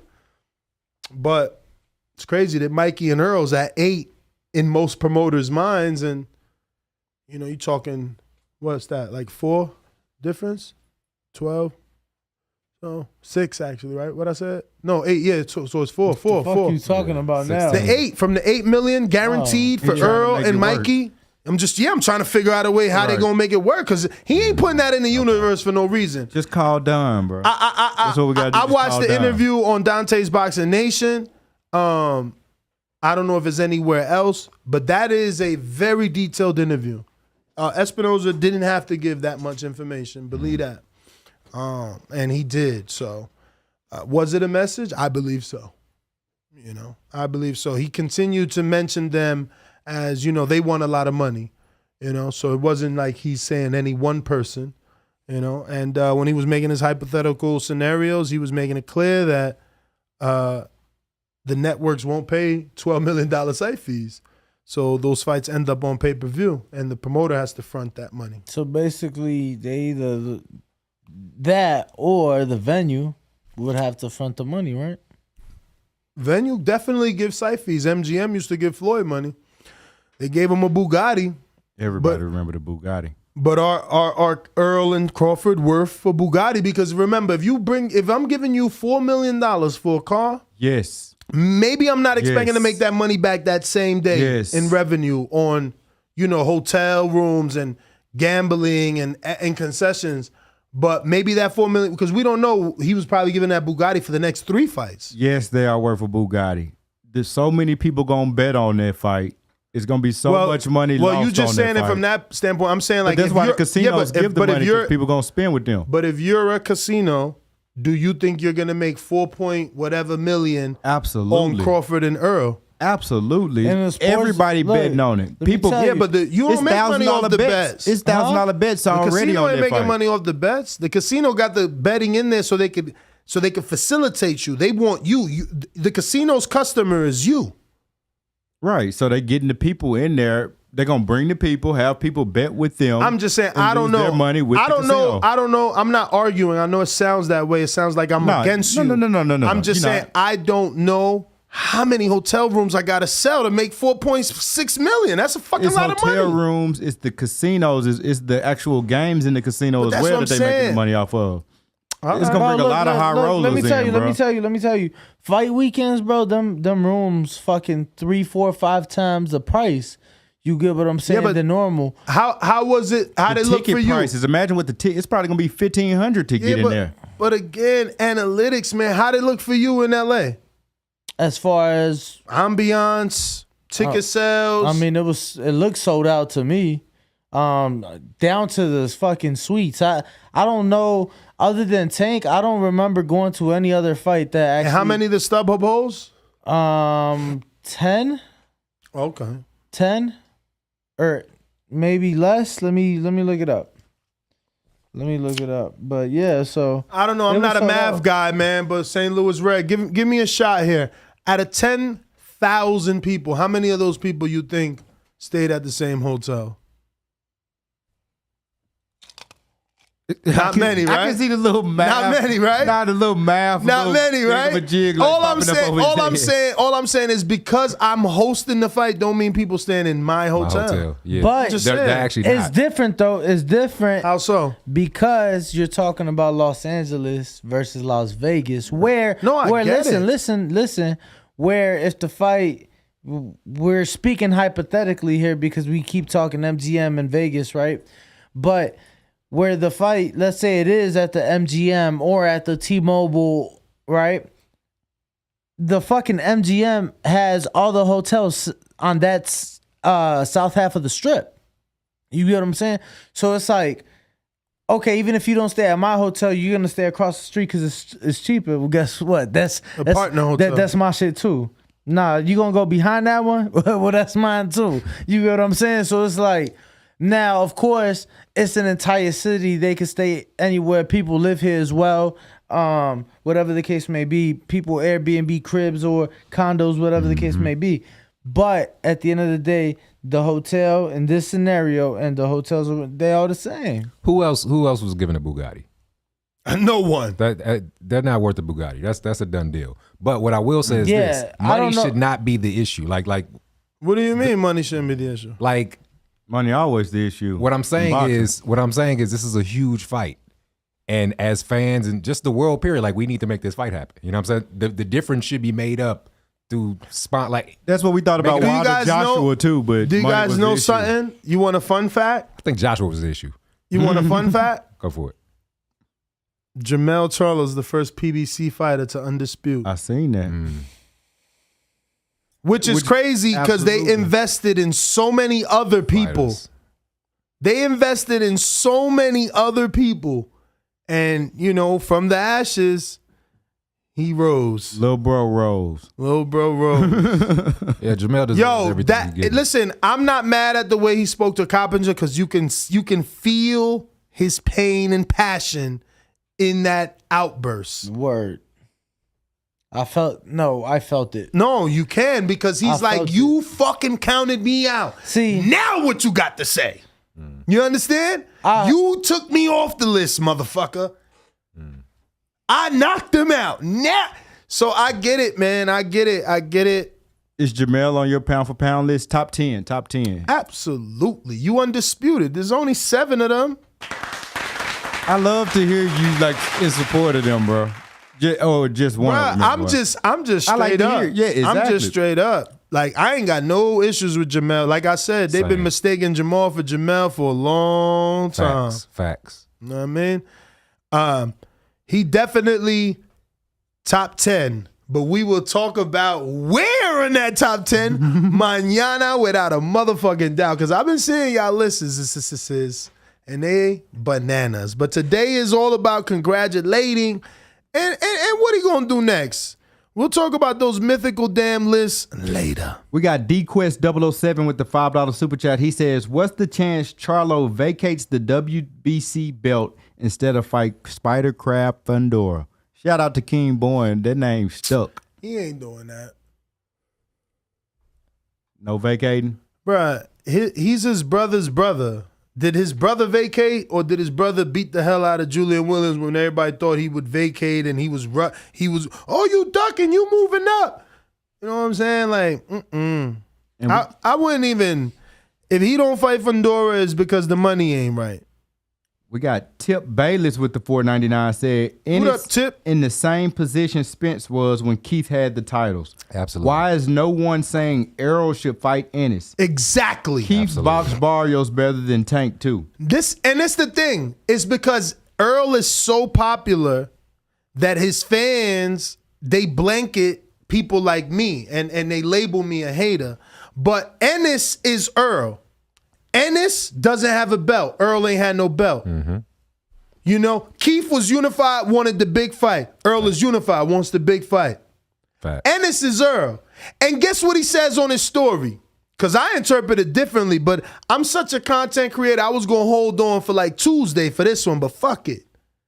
What the hell does he mean you ain't got a rod big enough to reel me in? Is you swimming away, motherfucker? Why do I need a big-ass rod?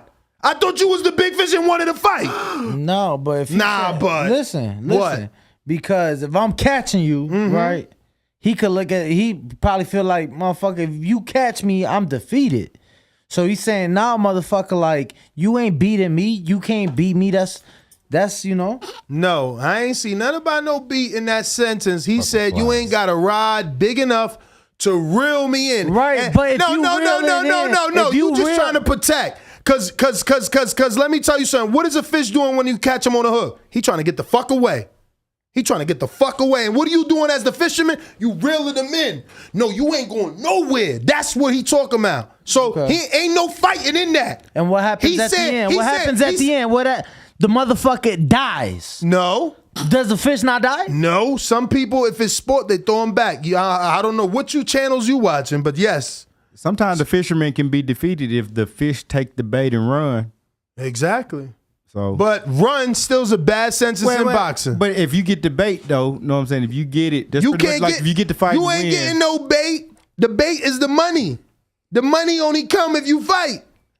I don't even know why I need a big rod to catch you. I thought you was here to fight. We talking on the uphill level right now. Know what I'm saying? But why would he be in a rush for that when he got a fight for Undisputed in the horizon? Bruh, listen to me. I don't know if it's that y'all just got off the porch, but my man said, you ain't got a big enough rod to reel me in, bucko. Like he clowning him. Give me the fight. What did you talking about? What more I need? Man, we need a fucking give me a shirt. Oh shit. We gonna kill this motherfucker. Give me a shirt. Yeah, I hate flies. Bro, don't be looking at my shirt. You tripping. He looked straight at my... We need something big enough that he can't fly past. We gonna kill this motherfucker live on TV. Oh, get the BTS camera. We need a Nerf gun? Nah, Nerf gun ain't gonna do it. I need a shirt so he can't go nowhere. It's gonna be the shirt or this ring card. All right, this is for my glasses. Nah. We're gonna get his ass right now.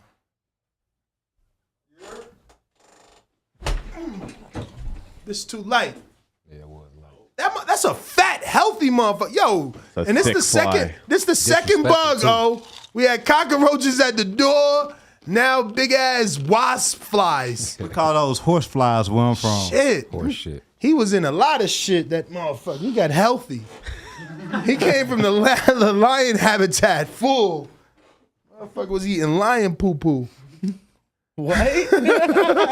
Yo, what you think flies do all day? Why you think I'm trying to kill that motherfucker? All they do is sit in shit and wipe their hands together. Bruh. But back to this. What's that, like your third, fourth Red Bull? Bro, I'm on go. My man's finna have a heart attack. Lions only. Yeah, you sus for that, bro. You sus for that. Yo, you ain't hear the fucking intro? That's Brandon's. Oh my God, this fat fucker. Yeah. Where he at, It's on the man? back of your stand. It's gone. This motherfucker. Oh shit, he's still alive. Yeah, that's off there. It's time. Is this too soft? This cherry cloth, man, for my glasses. Oh shit. You heard Cam? Cam said you cherry soft. Nigga, you very soft. Oh, how you gonna do it with your hand, bruh? You'll never catch it like that. What you think, you Mr. Miyagi? No, it's in the lamp. Oh my God, don't hit the LED, y'all. This episode's crazy. YouTube.com/The Boxing Boys. You don't see it? No. Oh, come my way. Bottom right corner. Yep. Somebody get him. You gotta get him to move. God, that thing's big. No, it's huge. Landing on my damn hand. No, you're not. You're gonna break the light. I'm telling you, better off getting him to fly off and land somewhere else. It's over. He's on the light. Oh my God. That's it. You got him. Oh, he's alive. Oh, fuck, that fucker's alive. And he won't leave the room. That's Yo, and it's so big, it has to die. Look at that. Danny. He's out. Close the door. Danny fucking laughs at the. Look, he's in his stereo over here. Look at that. It landed on my damn hand. I hate flies. There we go. He was swimming in Danny drink. Sound about right. Nah, Earl need that smoke for the Jerron situation. For the placating the whole Keith Thurman. Yes. Nah, that's corny. Yes. That's corny. Like, don't do to him as you say was done to you. But Exactly. let's be clear.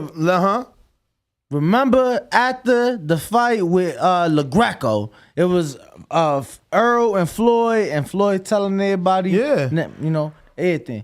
Bro, Earl was not where Boots is right now. Boots, that was a title eliminator.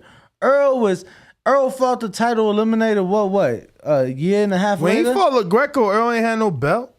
I know. LaGreco, he was the undercard of Broner. I know. What I'm saying is you saying that right now, Boots is what Earl was back then. I mean, as the hunter. Yeah. As the dude calling you out. But Earl was doing that as a guy that was in the top 15, not a guy that title mandatory. Like, it was It was even worse, homie. Yeah, it was a different. Even worse. I don't get your point. Yeah, me neither. I mean, Earl was 14-0, right? Yeah. At the time, he called out. He wanted the Thurman fight.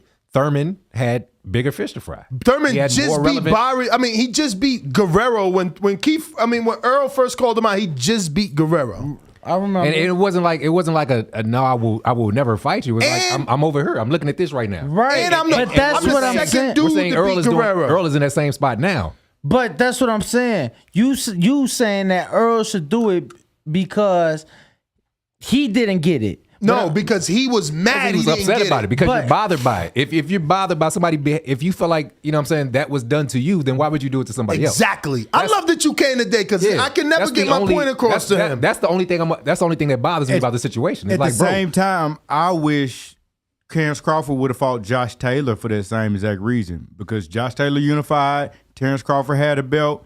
Josh Taylor ain't really want to fight him. He was thinking about his mandatory. He could have paid his mandatory more money.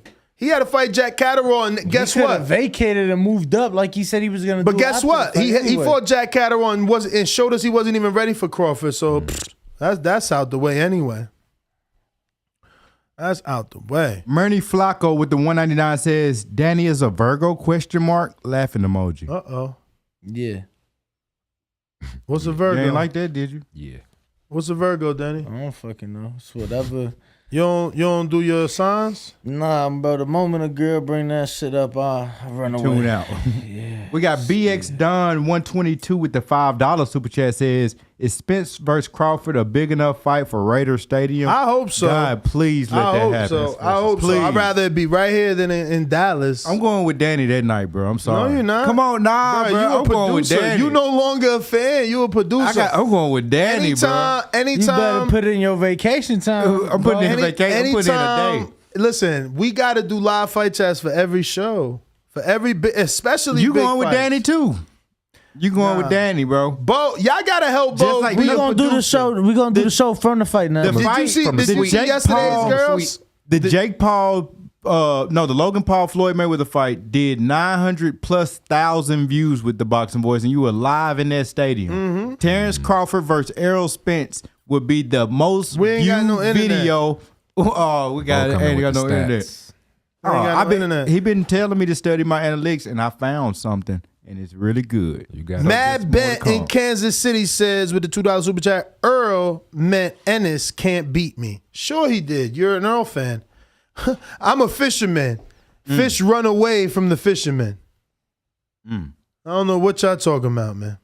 We got DF. They gonna change up the whole logic in fishing now. I thought the fish whole object is to steal the bait and get away. Now, if you what them Japanese fish, they stick around and fight. Koi fish? There you go. But they died, don't they? Man, my girl told me she was gonna leave my 2 aquariums at home. She ain't bringing them out here. I can't just make her do it. I can tell her, but I want my aquariums, bro. That's all I'm saying. Sorry. Back to boxing. Nah, I mean, you ain't got time to clean fish tanks, man. I know. Fuck that shit. She can do it. What? That's why she leaving that shit. She hate that fishy water. Yo, I had a fish tank too. That's a hassle.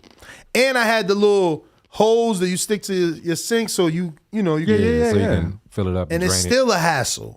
Still a hassle, bro. Let her leave that shit. She don't want to deal with them fish. Man. And fish be stinking.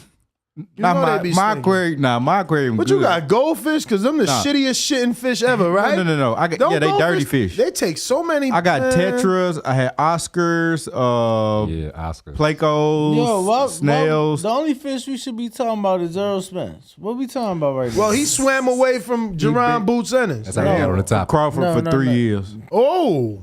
You said what? Yeah. You picked a side. He ran away from Crawford. He put his line in the sand right now. Nah, my Bud fan. I don't think that's you ain't hear what my boy was saying? He said, I bet $1 million. Who?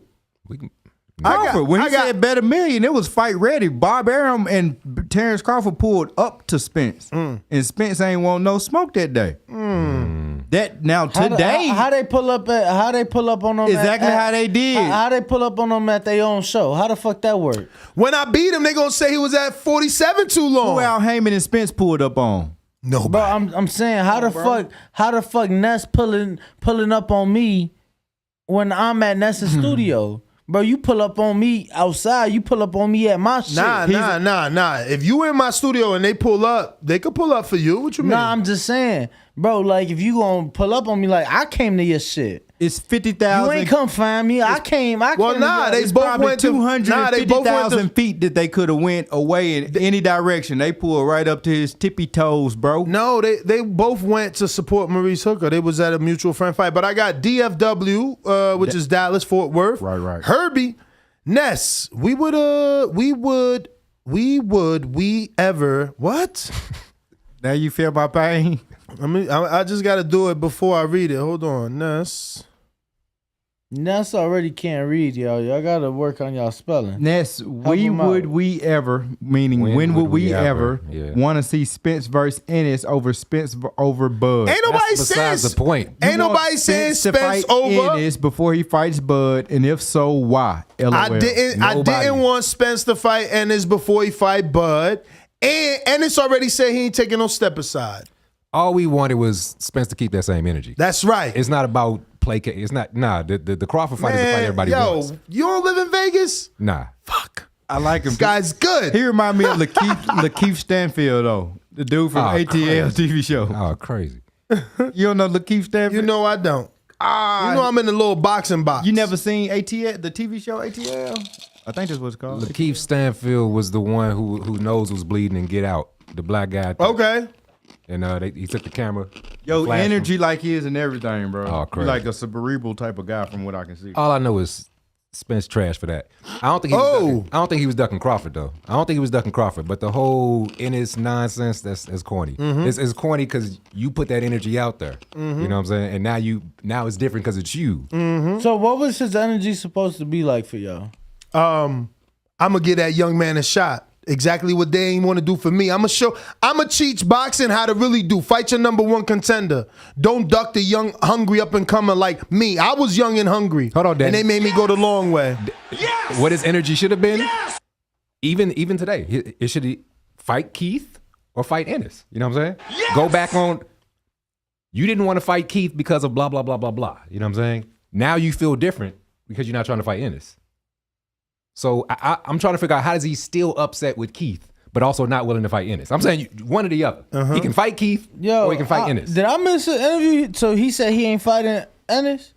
Or y'all just going based off that tweet? I mean, off the Instagram story. I mean, Ennis been calling him out. Yeah. Who you want to fight? Ennis did the same thing. Earl Spence. Yo, he definitely said he going deep sea fishing or something. He said something like no, that. No, but the last Delorme fight too. No, I hear y'all, but what I'm saying, y'all act like Spence is fighting bums.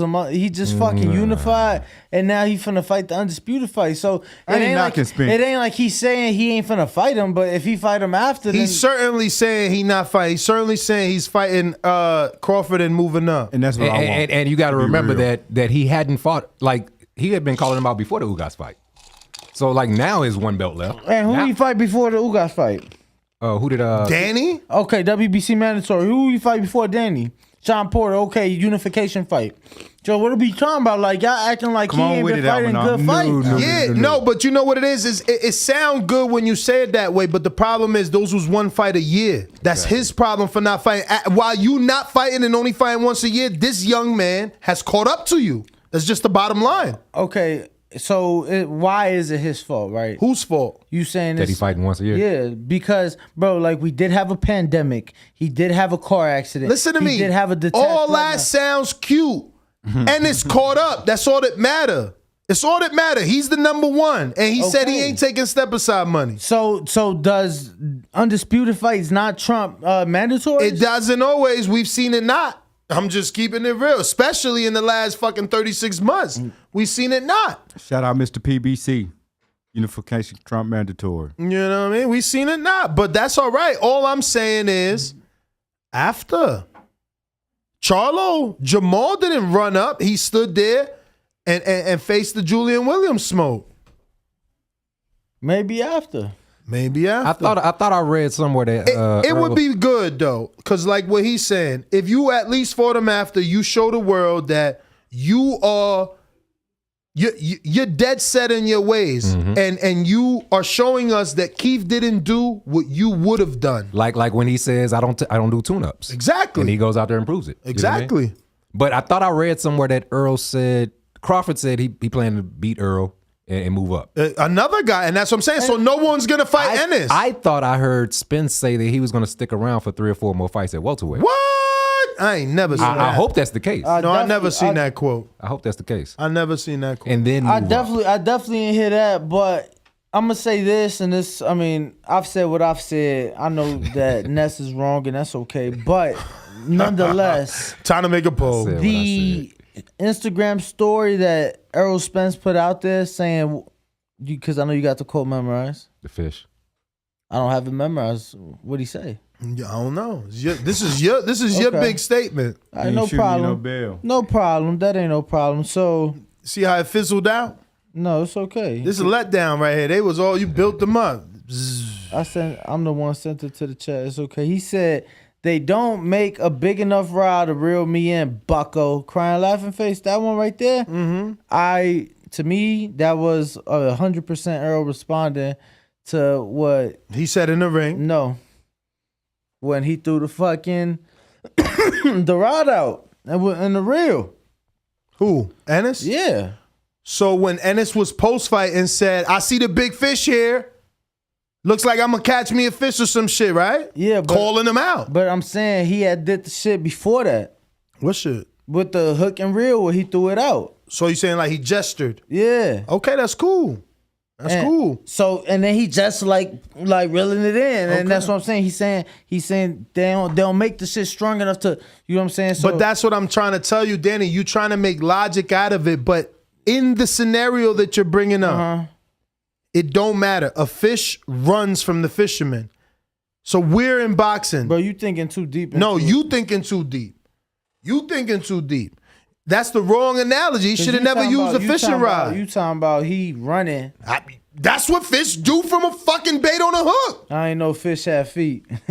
Go ahead, though. Swimming away? You got it. Swimming away? They running, bro. I mean, swimming away? We got Tip Bayless with the 9.99 says, Spence fans, carried the same energy y'all gave Thank Keith. you. Tell Keith go fight Spence for a belt. It's a bigger rivalry than Bud Arrow.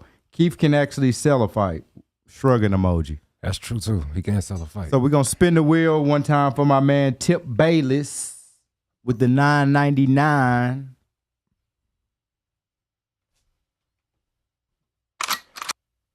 Ready? I mean, he's got first time we're using, so you got a crop, right? Crop. Oh. Crops. Yo, he ain't even put my new stuff on here, man. I got mad new stuff going there. Look. Keychain. One keychain entry for Tip Bayless. You know what? Then right after that, we got Chingon Size with the 4.99 says, forget the fishing boots. It's high risk, low reward, man. Mm-hmm. Somehow Danny don't see it. He hung up on the analogy. Then we got Mad Bent 100 with the $5 super chat says, fishing is a battle between the fisherman and the fish. He can't beat me. Followed by Brandon Lenz with the $5 says, you can't catch a big game fish with a regular basic reel. Thus, Arrow saying Ennis ain't got a reel big enough to ever reel him in. Bruh, first of all, do Ennis look basic? Because he knocking dudes out that ain't never been knocked out or never been knocked out that soon. Last I checked, Crawford fought Delorme. Last I checked. Hold on, don't do that argument because he knocked out a lot of guys faster than even Canelo. Who? Amir Khan. Bro, I'm talking about direct comparisons. To Crawford fought Delorme and Ennis fought Delorme. So you just doing Ennis and Crawford. And I'm doing Ennis versus Clayton. Okay, undefeated, never been knocked out. Like, he's knocking dudes out that ain't been knocked out either as fast or ever. Like, he's showing, you can't call him a basic fucking real. How many years later, though, at the same time? It's like 8 years after. You can't call him a basic real. Like, they still trying to compare him to some regular ass fishing stick when he obviously is not. He ain't even fucking going. Like his over under is 5 rounds. Yeah. We legit had another fight go 10.5. What was the one we did together before you left? The over under was 10.5. Oh, it was Canelo Bivol. Look at that. And he a fucking pound for pound fighter, but Boots got 5. Jermell Charlo was 10.5 too. And he a pound for pound fighter, but Boots 5.5, man. Yeah, under. but typically tougher fights. I know. So what happened is because we start selling the fucking hats through my Cash App, they canceled my Cash App. They said I got to turn it into a business account. Oh, wow. Yeah, but you can Cash App at the Boxing Voice. You got a new one now? Yes. So we got to get the bottom of the screen. But it's only temporary until I just, I'm going to have to make one of them business. It's nothing I can do. Which is strange because been having that shit for years. We got Sean Imp. Business ain't never been as good, 500%. I guess. Sean M with the $4.99 says Spence said that his plan from day one. Yep. Well, okay. Then he says Thurman was running and the car accident pushed everything back. Simple. For your information, tell Canelo to fight his mandatories. Man, I don't want to hear that shit. Who the hell is Sean M? I don't Shut know. that bullshit up. Bro. Shut that soft shit up because you talking super soft. Listen to what he says. Spence said his plan from day one. Okay, so his plan was what? His plan was clean up his side of the street. Yeah. That's his phrase. He didn't say my plan is to unify. My plan is to undispute. I'm going to clean up my side of the street. The best logic we could take from that is he's going to get the belts that are on his side of the street. Okay? What was Thurman's plan? It wasn't to pick up no fucking belts on his side of the street. It was to fight the legends on his side of the street. Truly different plan. Matter of fact, a bigger plan. Because if you do land Pacquiao and beat him, you're a legend. You got to defeat a legend and become a legend. That's what he was doing because he wasn't fighting Pacquiao for no belt. If you do he wasn't fight fighting Pacquiao for no belt, so if that's you what do he was doing. fight He was Mayweather, fighting a legend, taking that Pacquiao fight. If you do fight Mayweather, Pacquiao is the belt. You become a legend. So Keith had his eyes set on way bigger fish than Earl Spence. Now, any fanatic Sean M. Earl Spence fan can paint it any other way, but there is no way any logical boxing fan would say that Earl is, and quite possibly, arguably, may never be as big as Pacquiao and Floyd. Never. No. Never. So Keith has always been chasing the big fish, not the little fish. Pacquiao's the big fish. Your man over there is the orca, Floyd Mayweather, and that's who Keith was chasing. So talking about plans, talk about Keith's plan. His plan was clear from the beginning. And so was Al Heyman's plan with Keith. He didn't use Earl Spence as an inaugural nothing. He didn't use Danny. He didn't use Sean. No, it was Keith One Time Thurman that opened up every new network that Al Heyman did a business deal with. CBS, ESPN, and Fox. All Keith. End of story. Don't be mad. Matter of fact, Keith done said 1,000,000 times, Al never told me, do I want to fight Earl? That's your first body of the day, Nick. But he never asked. He never got anything saying, do you want to fight Earl or you got to fight Earl? Yeah, he was never presented. Yeah. He was never presented an offer. All is Keith ducking me, and now you don't want to fight him, and he corny. So then, cool. Don't be Keith Thurman and turn into a corny dude, and go ahead and fight Ennis then. Tip Bayless throwing you an alley-oop with the $1.99 says Keith, the one Showtime Truth Thurman. He mixed all of them in there. I guess. And then we got Mad Ben 100 with a $2 super chat says Ennis fighting C- level guys. Must be on top rank. Ennis need to get some rounds. Man, that Clayton fight, y'all can't take that away from him, man. Clayton beat Lipinets clearly and didn't get the decision. He was an undefeated fighter. Only knock on him is he's 34, but so is Crawford. Are you talking about the C- comment? Yeah, because I ain't have a problem with the opponent. I had a problem with the fact that I've been waiting all this time to see Ennis fight, and then the fight is over. And Mike Tyson effect. Exactly. I hated them fights. We got Junior Steele with the $20 super chat. Shout out to $20. Says, Spence is a man of his word. He said his plan years ago and he's following through. He said he wanted to be undisputed at 147 and that's what he's doing. You want him to switch up his plan just for you? ? Boots don't have to have a belt. That's funny. We're talking about now though. You know what I mean? Like Boots has been Boots called him out before Ugas. Right, like no one is saying with one belt remaining and Crawford being the guy, no one is saying to postpone that fight for Ennis. We're just saying that your words not lining up, G. Your words not lining up. How so? How are they not getting this shit? It's hilarious to me. And it's the funnier thing is all these Spence fans saying Spence had a plan, so Keith's plan don't matter. The one that was before Spence, when Spence was a fucking prospect. He was a man before you feel But that's me? what I'm He's gonna be a saying, man after. Danny, but that's what I'm saying. If Keith's plan was to fight Mayweather or Pacquiao, and guess what? He accomplished that. He fought Pacquiao. Yes, he didn't win, but he fought Pacquiao. That was his plan.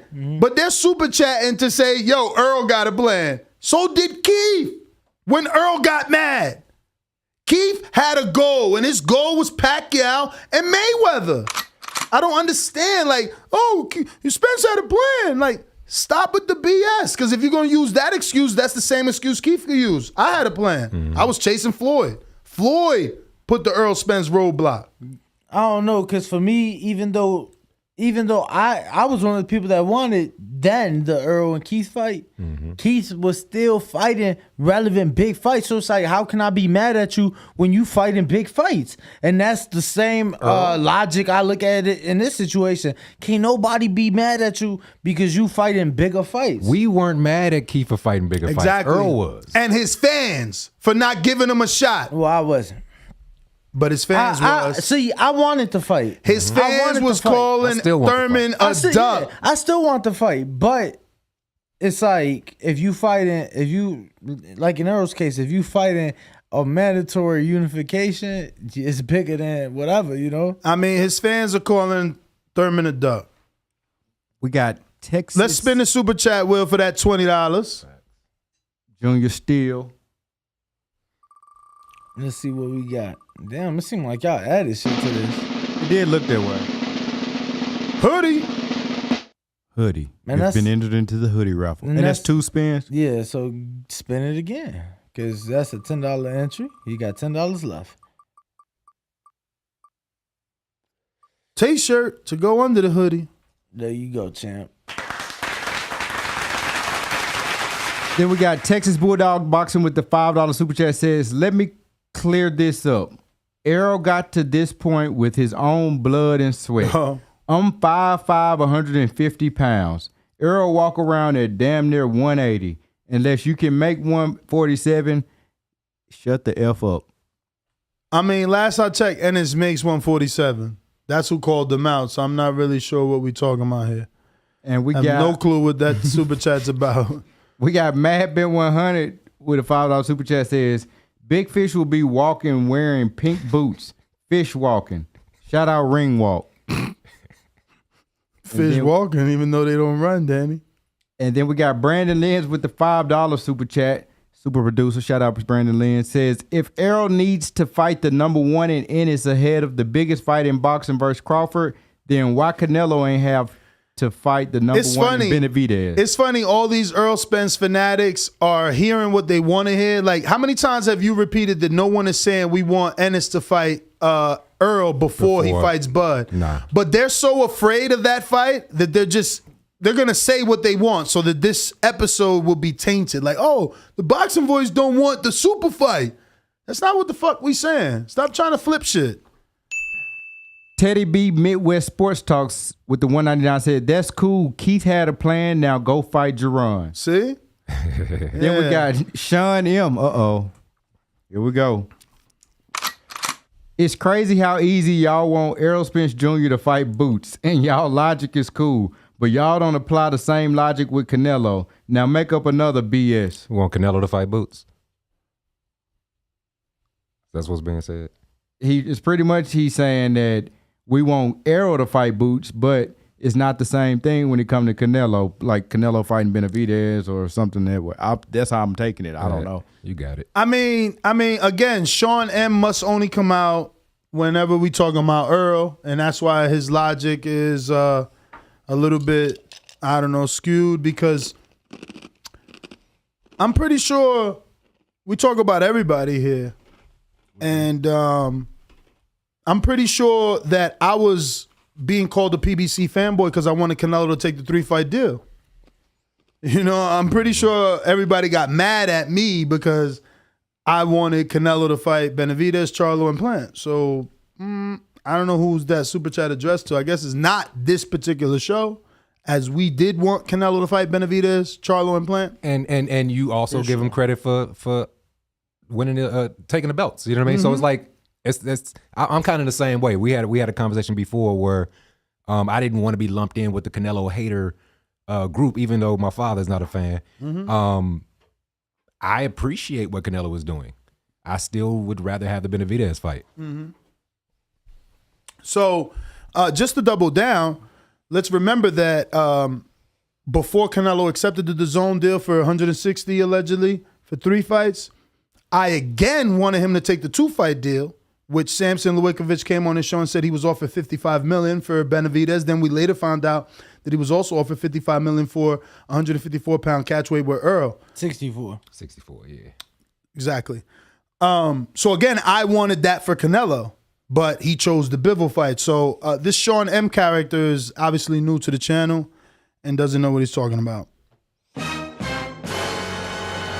I've always wanted Canelo to fight Benavidez and Charlo. Damn, we got a lot of callers. Your brother. Hold on, one more. Ness Coney with the $2 super chat says, "Why are we talking about Keith? ? We're about to get Crawford Spence." You know why? Because they scared. They scared of that Ennis smoke. They seeing, look, this is supposed to be a Charlo show, but the big fish fans out here scared of Jaron Ennis.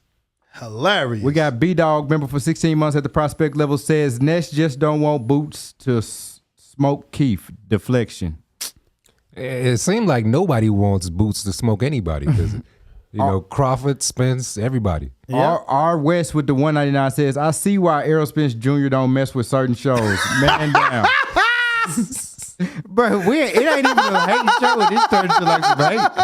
Cause I told you them fanatics, them Earl Spence fanatics, they sensitive, man. Then we got Sean M with the 199 says, "Deal with the question, ... A lot of deflection, ... What I just told you the answer. I guess he didn't wait. Like, there's no deflection. You got the wrong person. I wanted Canelo to take the PBC deal 2 times. You said it like 3 times already, not including when the actual deal was presented and it was shows about it. So they be so mad that my energy always 100, baby. Robert Justice with the 499 said, "Nah, Keith said himself that he was lagging on that Spence fight and he regrets it." Lagging. Cause he got hurt. See, this is what I'm saying. Keith get hurt, got to take a year off. Oh, he whacked, he took a year off. Earl get hurt. No, it's all right. He got hurt, so he had to take a year off. I'm telling you, the double standards are crazy. Now, I guess we're ready for callers. I hate it. They was just piling up. They kept coming. Matt Bent with the $2 super chat, he says, multiple super chat equal a spin? How many you did? I don't know. That's why it just take one $10 super chat to get the spin. Yeah, it does. But everybody would get a spin. We're going to go ahead and open up these calls, man. Let's see who's out there. See who's out there. Let's do it. Remember to rate us 5 stars on iTunes. You know the number to call in, 1425-569-5241. Subscribe to youtube.com/theboxingvoice for the latest and greatest interviews with your favorite fighters. Mr. PBC, baby. I'm gonna make one leg. Hey, Daddy. I'm gonna make one leg. This is dog. He that dwelleth in the secret place of the Most High shall abide under the shadow of the Almighty. I will say of the Lord, He is my refuge and my fortress, my God. Hey, Daddy. This is dog. Mr. PBC. Yo, what's good? Shout out to everybody on the panel. Shout out to boxing. It was a beautiful weekend of boxing, man. I was infatuated with that fight with Charlo and Castano. It was you couldn't really sit down and watch it. I mean, I don't know how y'all do it in the studio. I was very impressed with a little bit of things at Charlo, but very unimpressed with maybe 50% other stuff. I'm glad he got that KO. It was looking a little sketchy. Castano's a dog. Hopefully Canelo maybe trains with Castano because I think Castano's style is really nice. He brings some type of wits, and I think Canelo probably needs more wits. Other than going in there trying to fight like Deontay Wilder. Because Bivol beats him easy in the rematch. If anybody wants to bet on the panel, I'm here to stay. What you trying to bet on? Canelo. Damn, was the Charlo fight that boring? You ain't got nothing to say about Charlo? I just said something. Did you not hear it? I mean, it felt like it was 2 seconds. Did he not just undispute? I don't think Bivol undisputed. I think probably because you have hella anger. No, I don't think Bivol undisputed. About Charlo. I don't think Bivol undisputed. Why are you acting as if Bivol did something greater than? Why don't you give Jermell his credit? Look, Canelo, I don't think you listen, man. Why you don't give Jermell his credit? I just did. The first thing he said was, I was so infatuated with that fight. But in reality, you're obsessed and infatuated with Canelo. You talking about Canelo and Jermell Charlo undisputed. Almanac, when's the last time someone undisputed in 54? You can't get no money on fights. You always lose. When the last time somebody undisputed in 54? Winky right in the 3-belt era, 04. Okay, so Jermell did something that never been done, but this fool still fucking riding Canelo. You still riding Canelo. Canelo got no game plan. Look at him. You are obsessed, man. You got a tattoo of Canelo. You got a tattoo of Canelo on your right butt cheek. You wild gay. You a tall nigga, but you soft. But that's my. You talking about Canelo? You soft. You soft on Canelo. You like redhead dudes. You like redhead dudes, man. You still talking about him a week later. You like redhead dudes, man. Let's do it. 168 Bivol Canelo. Nah, let's do it, man. Change your Tinder profile to Canelo, man. You weird. You wild weird right now. 2 weeks still talking about Canelo. My man's undisputed. This is what I said, but then I tell you this. Then I tell you analytically, these dudes don't do numbers. All they do is hate on Canelo. Look, he calling in. You calling in just to hate on Canelo. He ain't even fought. Goddamn shame. Right now. On your own show, you can't bet me. Bye. Please, fellas. The man undisputed, man. Because when Canelo undisputed, Danny, you were excited, right? You were happy. Yes, as I was Saturday night. Why would you be talking about someone else? The man undisputed. Can we get real boxing fans here? Please do better, man. Listen, niggas don't know nothing. The world don't know nothing. Only I know everything. We did it first. And we motivate even the greats. Oh, what a big shot by Lopez! I told everybody! TheBoxingVoice.com. What he done to the boxing world to be #1 in the junior weight division? SDS Promotions.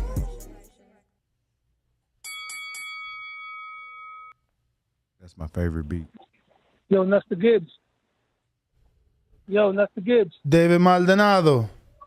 Yo, let me ask you a question because I was having a heated debate with somebody about this. He told me that he doesn't put anybody on the pound for pound list if they don't have a belt. We talking about pound for pound tomorrow, man. We trying to give Jermell the proper respect. Listen. It's got something to do with Boots Ennis, all right? I told him that you don't got to have a belt to be on a pound for pound. For me, it's about resume. Let's say hypothetically, right? Boots Ennis fights Keith Thurman next and knocks him out and still can't get a championship fight. So he does a one-off, like you say. He made his own lane by jumping to 154 for a one-off and knocks out Sebastian Fundora. Then comes back down to 147. By that time, let's say Spence beats Crawford in a disputed decision. And then Boots fights Crawford, coming off of a loss. Crawford don't got a belt, and Boots knocks him out. Are you putting Boots? Bruh, David, stop! That was a big makeup story. Stop, bro. You do this shit on Patreon. Why do you fall in love with these hypotheticals? Then it be a fucking Spider-Man web. So-and-so fought this one, that one had to fight this one. Hypothetically, if he lost, he fight. Bruh, you been lost me, man.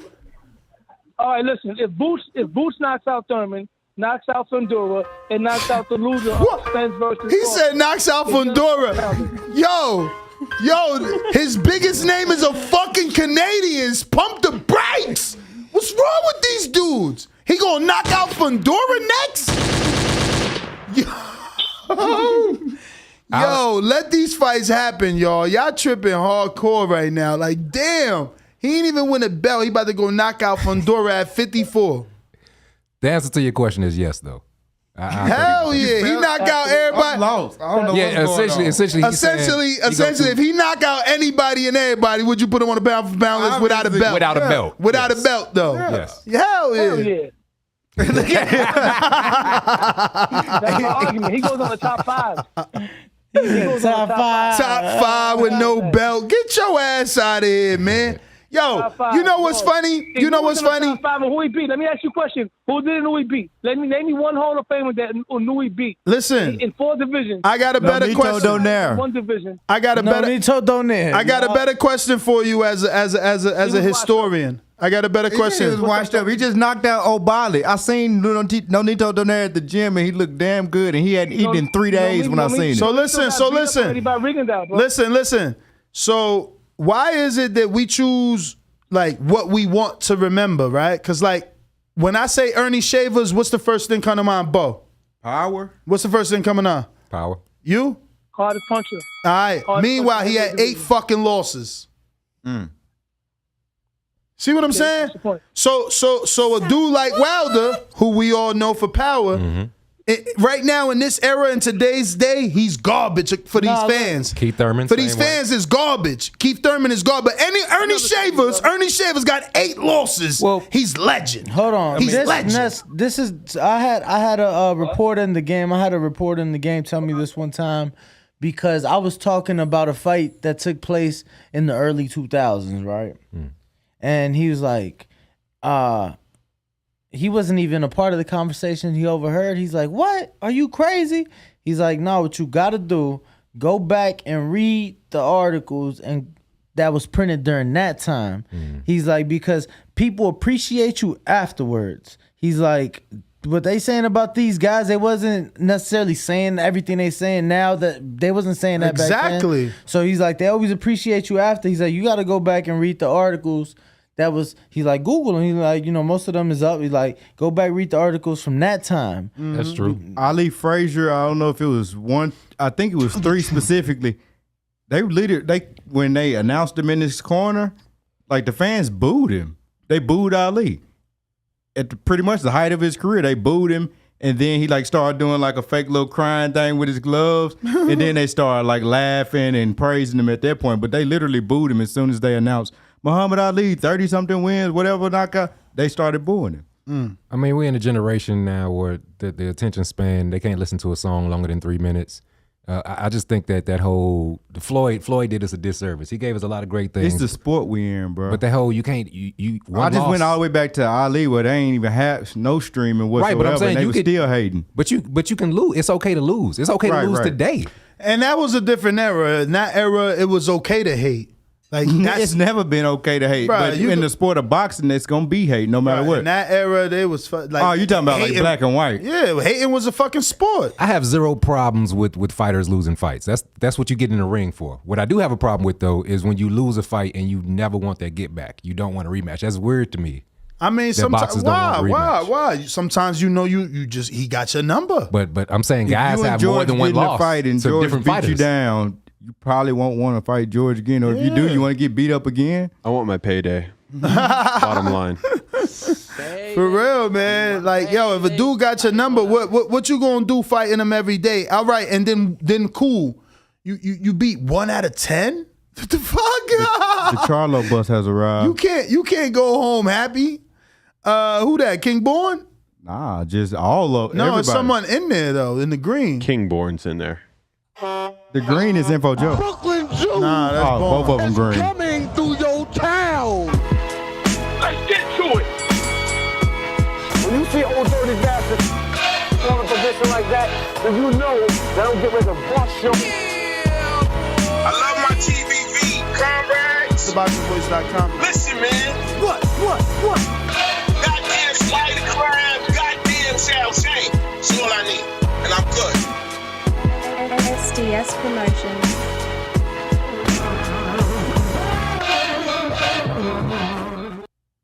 Hey, yo, y'all hear me, right?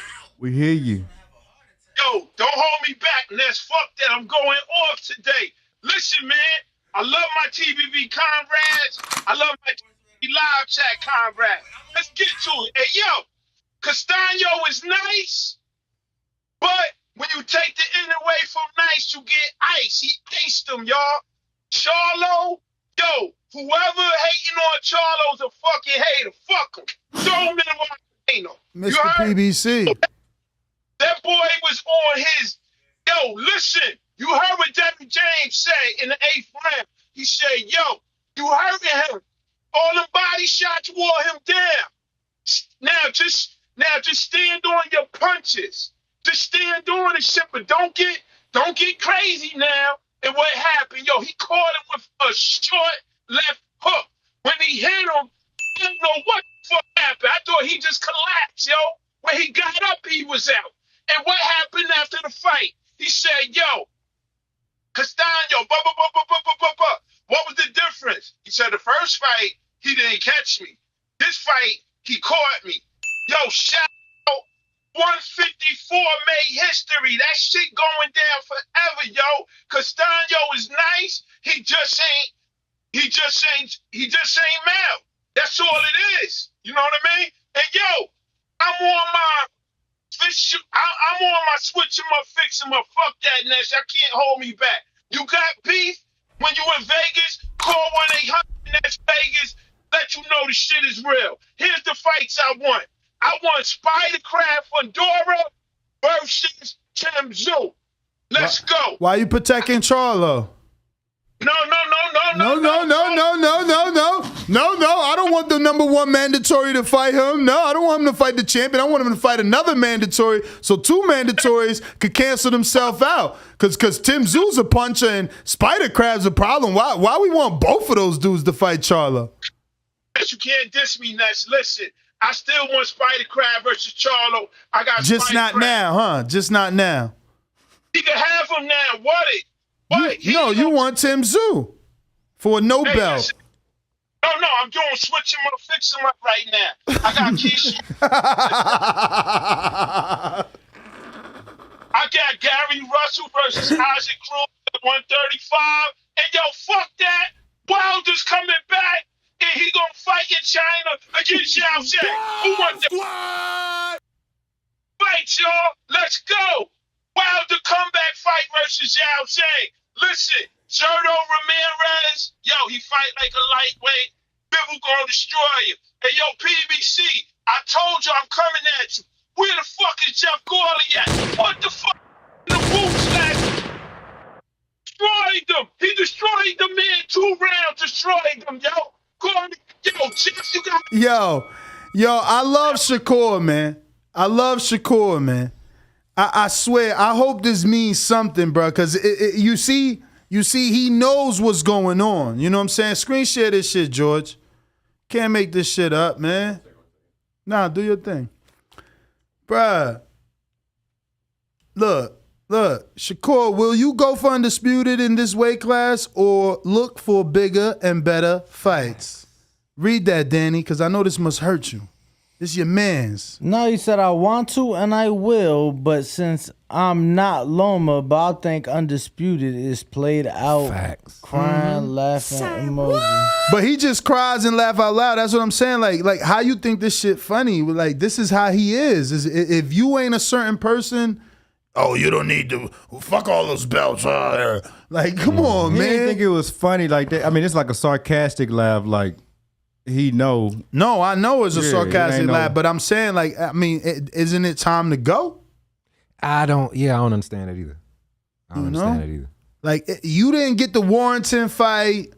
It took you 2 divisions to get the Oscar Valdez fight. Now you finally unify. You win your biggest fight, and your own promoter talking about, what we gonna undispute for? Meanwhile, there's only 7 men in the history of boxing. In the history of boxing, there's only 7 men to undispute. He talking about, what we gonna do that for? I mean, to be fair, we've only been in the 4-belt era for like 20 years. So. So are there more undisputeds? Of course. Like how many? Shit, probably hundreds. Who knows? I don't- Nah, who knows? You know what I'm saying? You When it the was like almanac. 3 belts. When it was and 3 2 belts. belts. Yeah, so when it was 3 belts, how many undisputed? And when it was 1 belt, So the one you win the one belt, you undisputed. You were undisputed. So that's why he's Shit. saying it's like hundreds. Hell no, 1 belt wasn't no undisputed. What do you mean? Yeah, You were the well, guy. you You got were the champ. It was the one and only. disputed that he was No. undisputed And let because me he only tell you- had 1 belt to dispute. And let me tell you, even in the UFC, since it's only 1 belt, they announce him as a reigning, undisputed, whatever champ, whatever. weight Bruh, how class. dare you bring up that garbage sport? Man, I'm just stating, that Stating. indeed it is undisputed with only 1 belt. Man, I'm going out to I mean, man. Y'all Yeah, out here man. talking crazy, man. King is what I mean.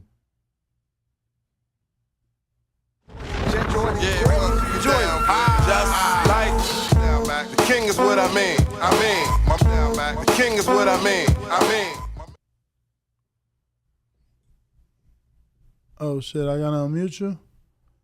Come on, Danny. Yeah, come on, Danny. Yo, what's good? What's good, fellas? What up?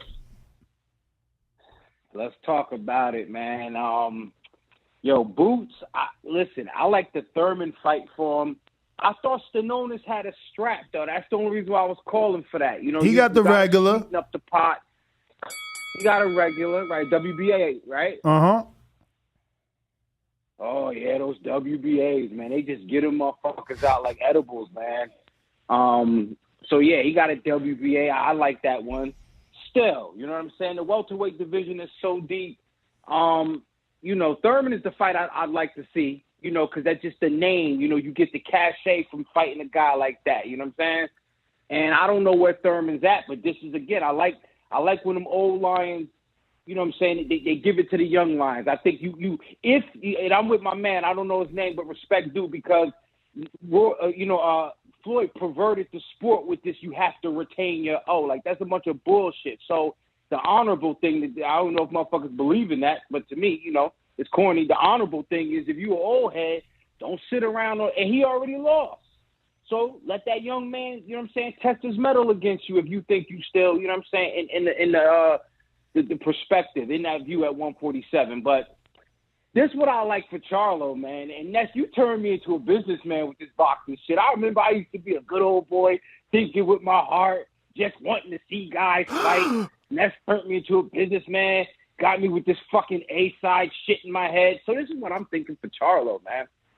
He needs to go to Australia. I know Danny don't like the flight, you know what I'm saying? But, go over to Australia with Tim Tszyu and get some fucking money. Get this money over there. Do a fight in the stadium.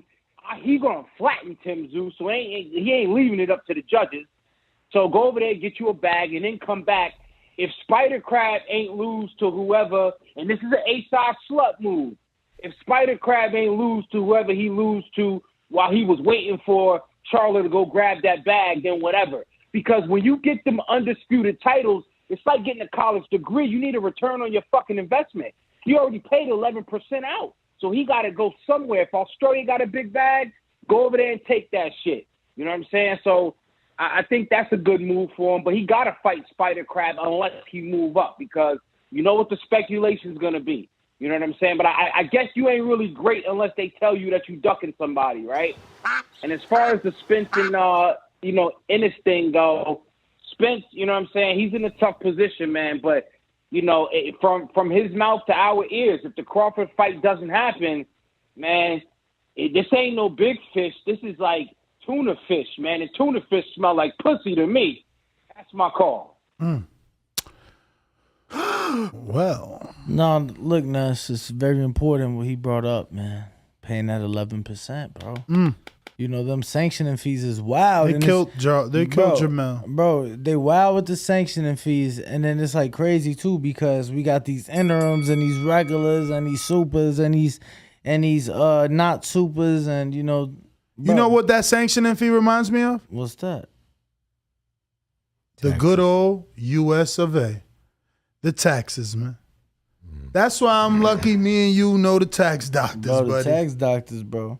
Them the guys right there. So hit them up. 833-TBV-TAXX. The tax doctors. I don't know if they could help Jermell with his 11%. But Not on them sanctioning fees, but definitely on them taxes. Definitely on them taxes. And he fought in L.A. Them taxes high. So, you know. That shit like almost 11%. The tax doctors can help you no matter where you at. Any too. state, don't matter. Don't matter where you at. And not just in any state, but even on the interstate. Oh, okay. Okay, I see what you did there. We're going out to K-Boxing in D.C. Okay, so I want to get right to this shit right away, and the fact and that thing about sanctioning fees, I just want to run through that real quick. How you guys doing this evening? But I want to run through lines only real quick.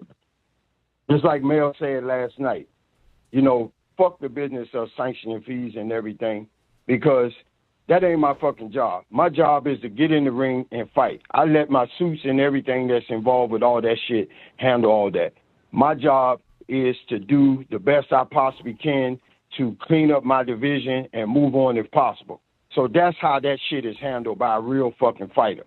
And everybody in the Lions Only crew, they got their mission. Whether you like it, whether the rest of these motherfuckers calling in, writing in, sending super chats, whatever, like it or not. The Lions Only crew got one motherfucking mission, and that's to clean up what they doing in their divisions. In Jermell's division, there's only two other motherfuckers, in spite of all the talk or whatever, that got belts at 160 pounds. And that is Triple G holding two of them and Dimitri Andre holding the other one. So everybody can keep beating around the motherfucking bush, beating around the bush. Triple G need to step the fuck up, okay, and fight them other two guys. And Andre need to do the same thing. All three of them need to be pushing to fucking undispute that division. Mel done did his job. He got his done. Earl got one left. So you motherfuckers can keep on hollering in this and all that. You don't know what the fuck Earl gonna do. And at the same time, you talking about that situation with Earl Spence and being the same as what Keith went through. How the fuck old is Keith Thurman? How the fuck old is Earl Spence? Them two motherfuckers in the same pit. Deron Ennis is 10 motherfucking... Ho. Listen. Deron Ennis is 10 motherfucking years younger than Terrence Crawford, who's supposed to be number one in that division. Just like Keith and Danny and Sean and all of them said, hey, we ain't dealing with that motherfucking young bull. That young bull got to do just what he continued doing, just what he's doing. Clean up every motherfucking body else, and when his turn comes, he's going to get his turn.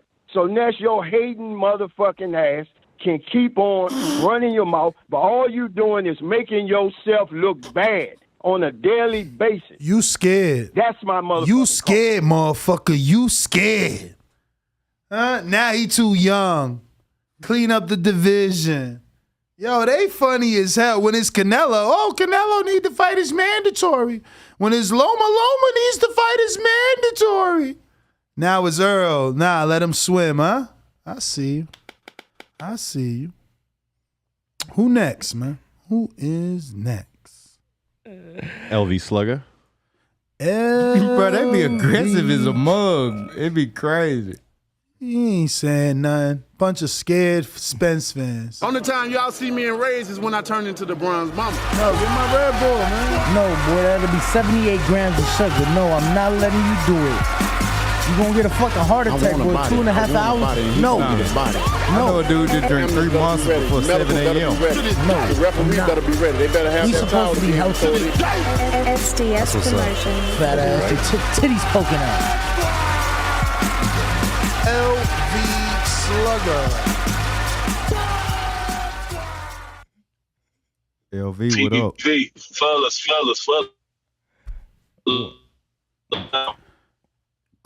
You sound terrible. You got Metro? That's every day. He in the sticks. He in Alabama. He got Metro. He in Alabama, bro. What you got? Cricket? Cricket Mobile? He in Alabama, so you got Cricket?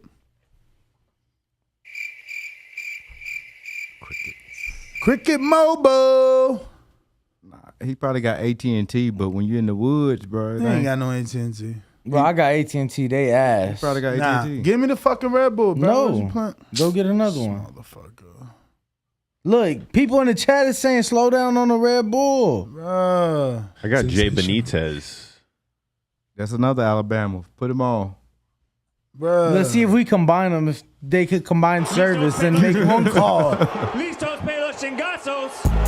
And it's not going the distance. Either he'll wave the white flag or I'll wave it for him. TheBoxingVoice.com. A lot of you live believable lives. It's easy to sit in those seats. It ain't easy to stand up here. Remember that. Matter of fact, when I smacked his brother in this gym right here, he didn't do anything. All he did was stand there like a big fat pussy. Your mind, how does that fight go? With me getting my hand raised. That's on you. SDS Promotions. I'm just trying to look out for you because you my friend and I care about you. Why you talking over my man intro, bruh? Disrespectful. Y'all funny as fuck. Said combine our phone networks together. Funny as hell. And I got AT&T, man. Shit Told works you. fine, That's man. Alabama, No, baby. you sound decent though. At least we can hear you. Appreciate it. Yo, man. What Jermell did yesterday, man, was legendary, man. He deserves all the respect and credit for what he did, man. He should be on everybody's going forward. He should be on everybody's pound for pound top 5 list without any questions. And I truly feel that his road to Undisputed was way harder than Canelo's. Outside of that, with the other fights that occurred, Boots. Boots is what think he is. He's talented and everything, man. But he really should have 3 no contests on his fucking record, man. Just to be honest, man. Fucking DeLorme punched him in the back of the fucking head. Fucking Clayton punched him in the back of the head. Shit, he ain't gonna be able to do that same shit against Keith Thurman, man. And if you do, I bet you the rep gonna call that shit and DQ his ass. So long story short, man, he shows a lot of promise and talent, but man, like Earl said, man, he gonna reel in some shit that he's ain't ready to reel in, man. He ain't ready for the big dogs just yet, man. Like I said, we ain't see him even get really any rounds yet. So, he claims he does everything better than what Bud does, you know what I'm saying? But I'm not ready to buy into all that hype just yet. And also, man, I can't believe at one point I was campaigning for Clayton saying that, hey, this should be his own main event on some other card or whatever the fuck on their own card. Man, he shit the fucking bed. He's a disappointment, man. All the callers that were saying that fight should go to distance or whatever the fuck, we need to really goddamn reevaluate all their boxing knowledge, man. Other than that, Ness, man, salute to the show, salute to the panel. And also, man, you got to give Mr. CYP his credit, man. He was the only one probably standing on his shield this whole time about these Charlos and everything like that. We got to shut up and respect it, man. And I'm out.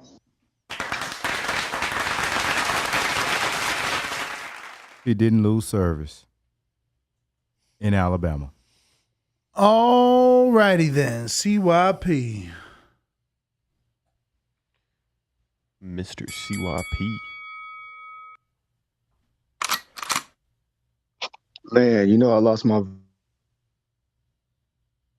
You lost your service? Hello. Champ, we coming back. Back. Who's that? Dual Ingrams? Dual Ingrams. Hey, Compton. Hello. Dual Ingrams, you got on mute. What up? What up? What up, you guys? So it was nice to meet you, Danny. Shook your hand. I saw some other people repping TVV. I had on my hat. Man, you made the episode? I have no idea, but yeah, he made the episode. Yeah, he made the episode. We had the camera rolling. Tell your mama you famous now. You on TV, baby. Dual I sure will, man.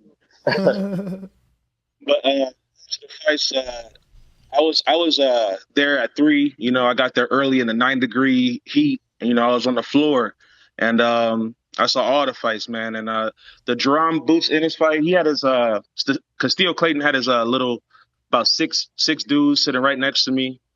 Man, after the first round, they sat down. They started looking at their phones. They wasn't even into the fight. It was kind of crazy. Honestly, I think Charlo was a lot more dominant than a lot of people think. Because, sitting on the floor, you could really hear the punches landing. He was just a lot more effective with his punches. He was connecting and he was hurting dude. You could see him wearing them down. And I feel like a lot of times Castano was he was hitting Charlo, but Charlo was rolling with the punches. He was taking some of the heat off of it. So I really had him in a dominant performance. I gave Castano like 2, maybe 3 rounds. But I think it was a great fight. As a boxing fan, I would love to see the Fundora fight, but I know that's not the biggest and best fight. So it is what it is. But that's my call. All right. Who is that? Hawk in Maryland. What is up? What time is it? What time is it? What time? Hawk in Maryland. Tommy, I can knock you out, man. Holy shit. Good try. Holy Good try. TheBoxingVoice.com. Great show. Yes. Dan and Brandon. I'm out. SDS Promotions.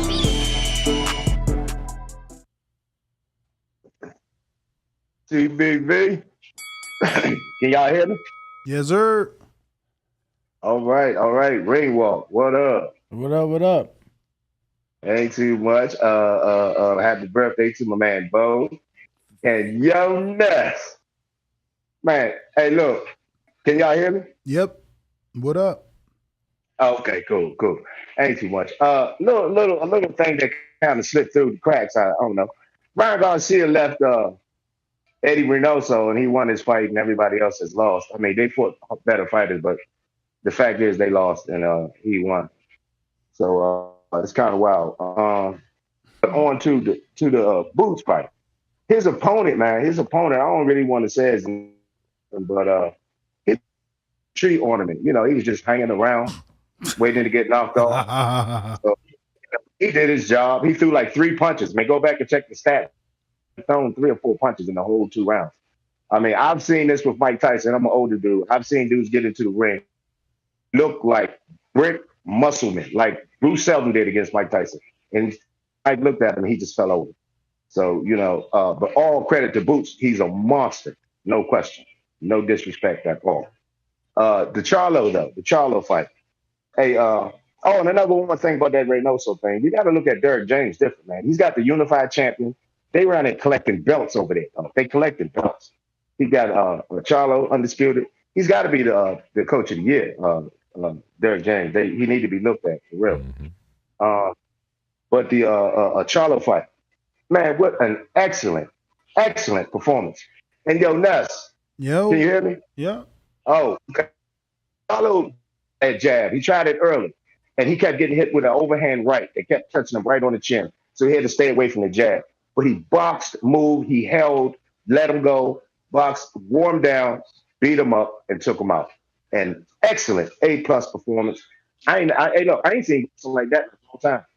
With the type of energy he had throughout the whole fight, Jermell Charlo is definitely different levels. His brother gonna have to really do something spectacular because he's getting blowed out the water by his brother as far as competition. I mean, that was an excellent performance. That's all I can say. That was an excellent performance.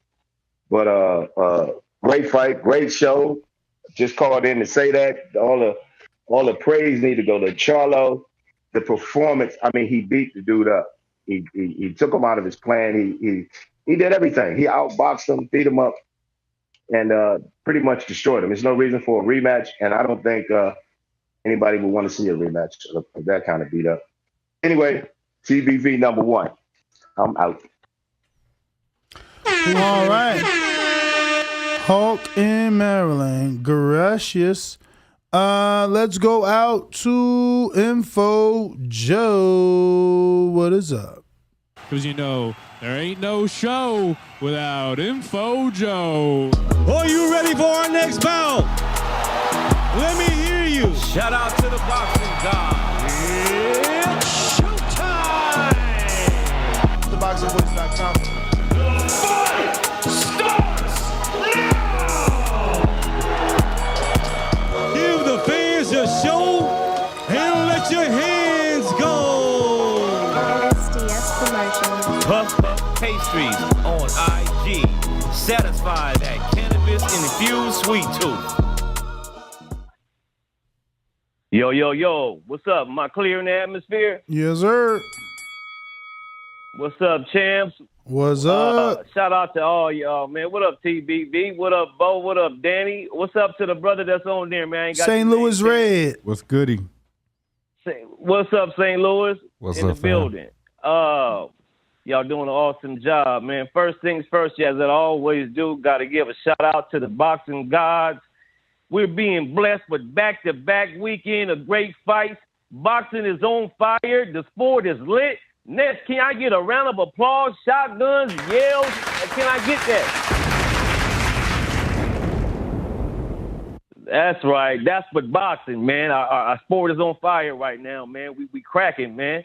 Yo, shout out to Boost Ennis for the victory, man. I thought the punch was fair. Dude dipped down. I thought it was fair. You know what I'm saying? This shit happens. It wasn't intentional, but I believe it was fair. Boots, man, is super talented. Jab was nice. Long. He varies his combos.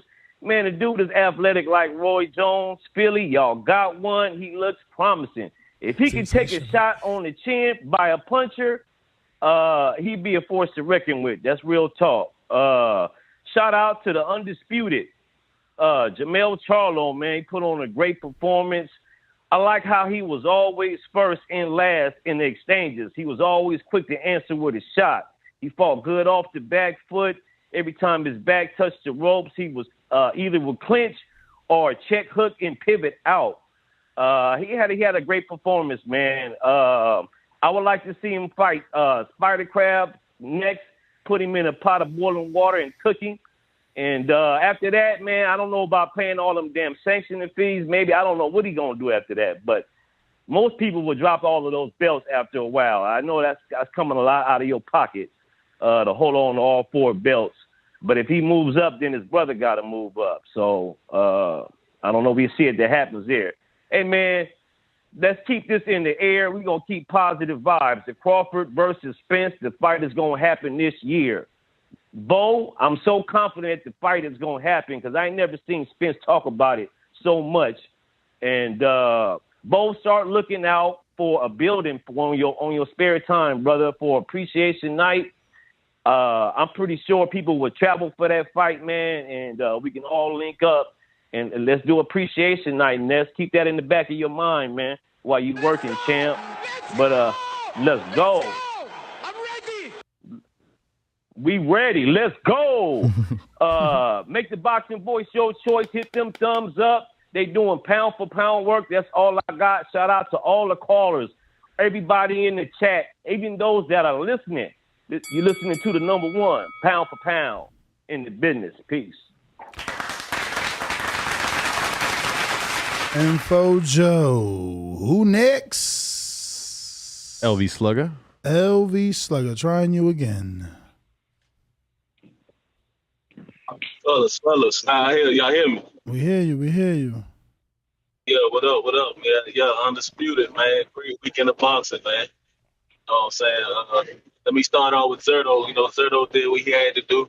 You know, I think he's the mandatory, the pivotal. So, you know, hopefully if Pivotal don't get that rematch, you know, he can knock off 2 Mexican fighters back to back. You know what I'm saying?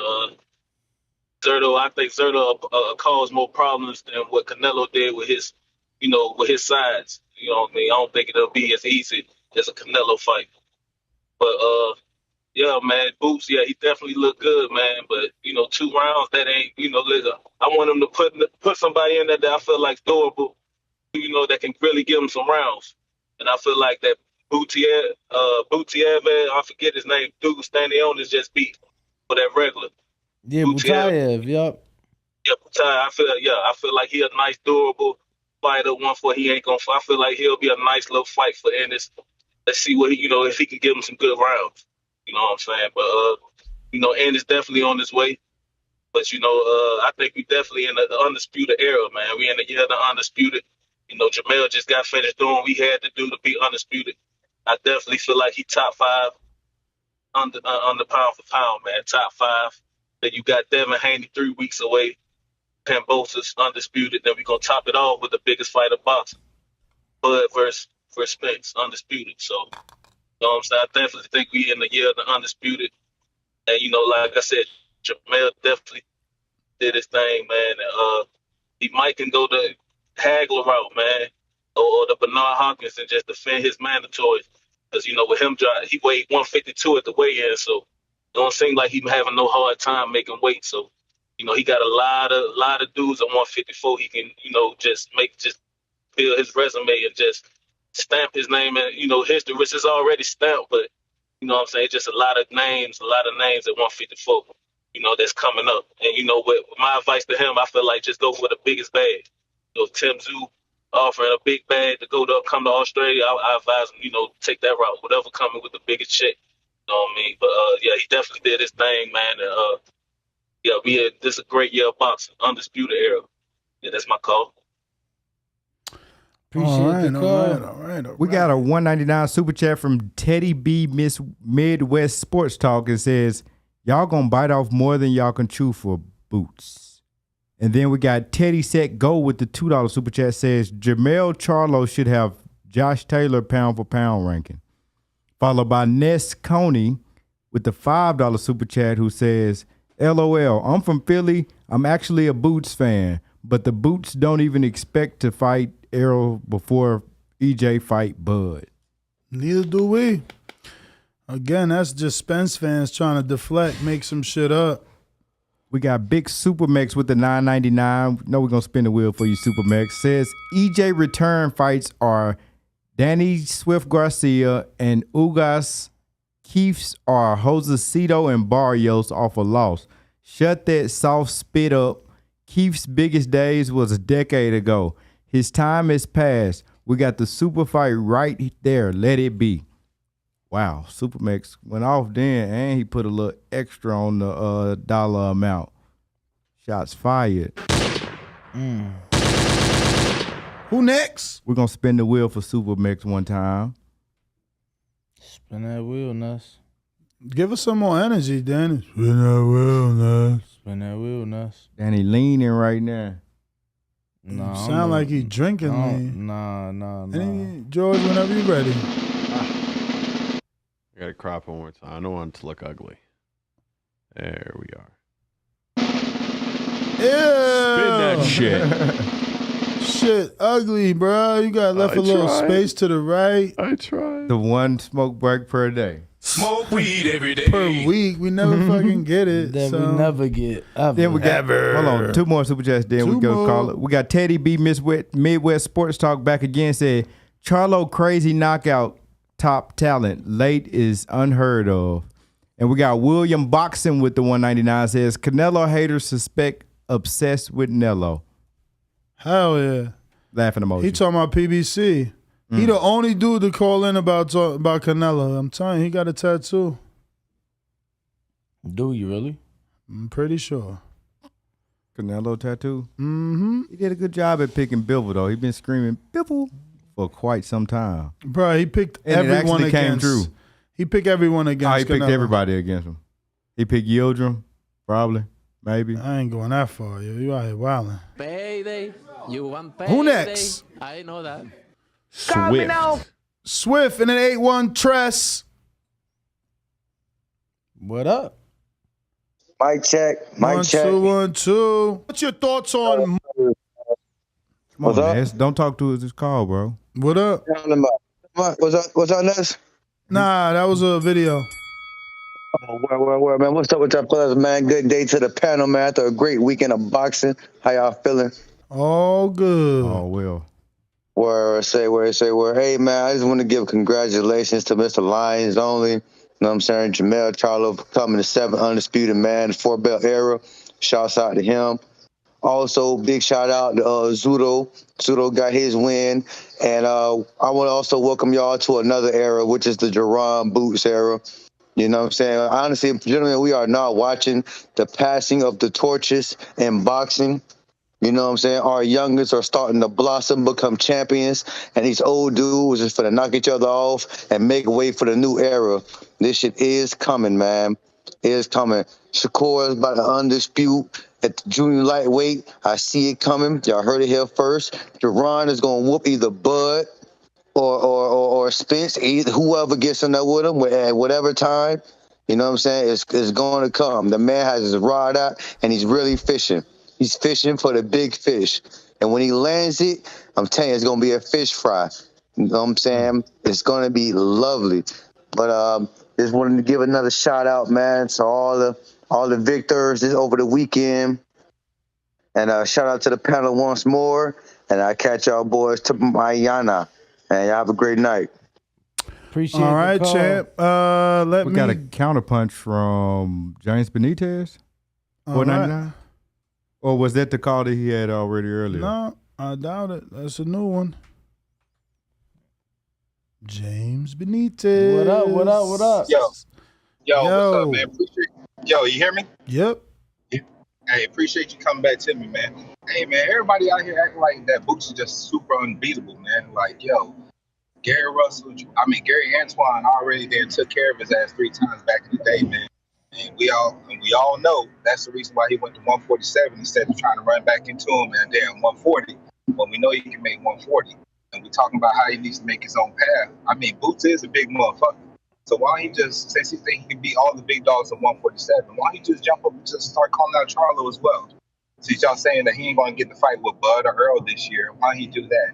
But the main reason why I wanted to counterpunch is because I ain't like what Espinosa said, man. Like, hope these fighters don't price themselves out, man. Why is it every time it comes to black fighters, man, the word price himself out always come up, man?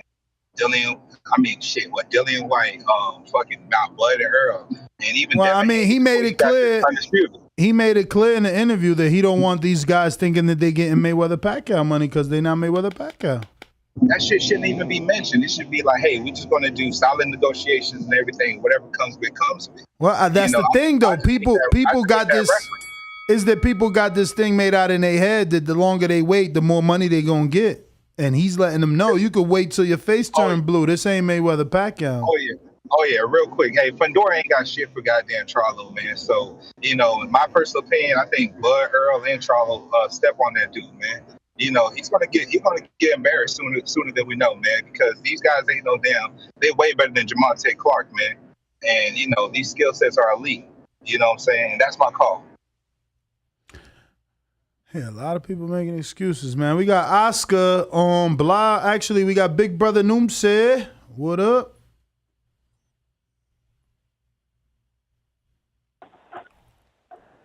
Yo, peace to TBV. What's happening? What Shout up? out to the best boxing show in the universe.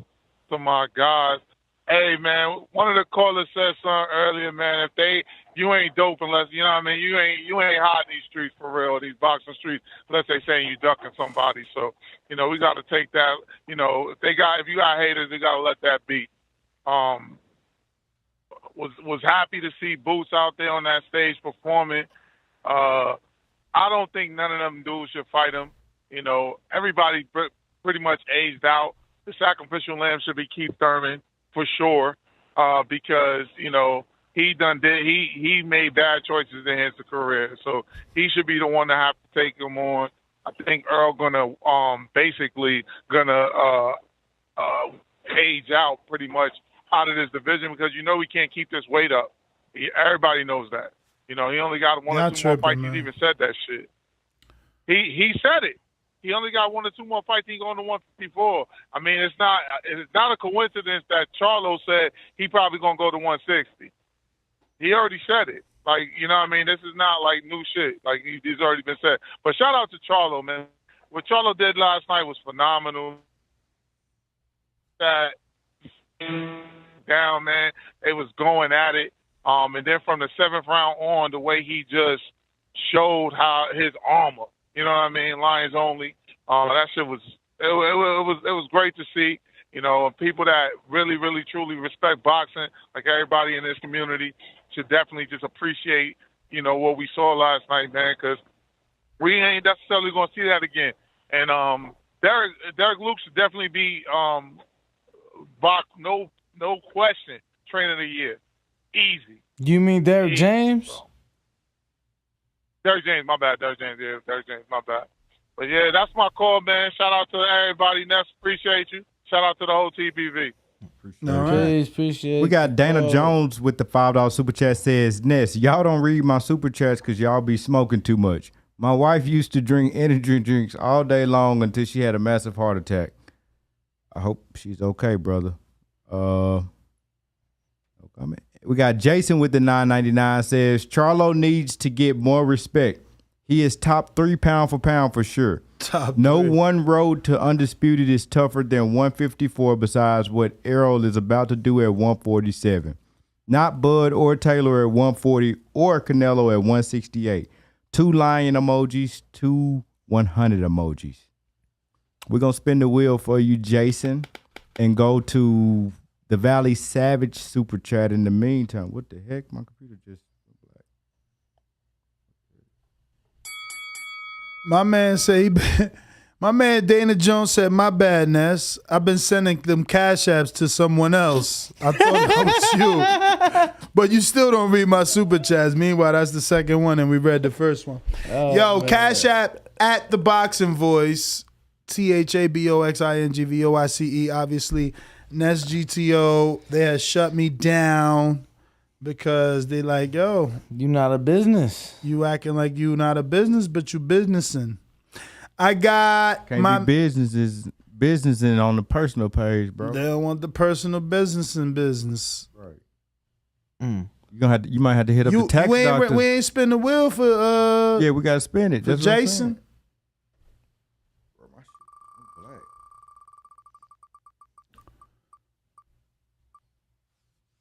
T-shirt entry. Let's go.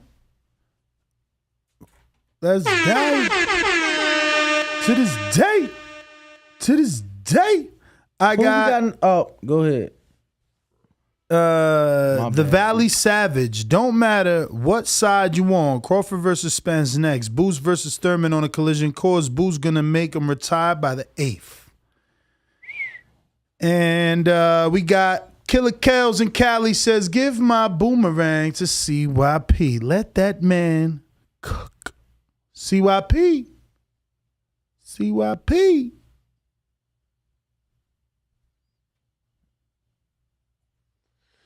CY. There we go. Let me know. Let me know. Ooh, it's that LA service. So, no, we can't hear you. We're gonna have to come back to you. Call them. We'll be back after these messages. We'll be right. Oscar, San Antonio.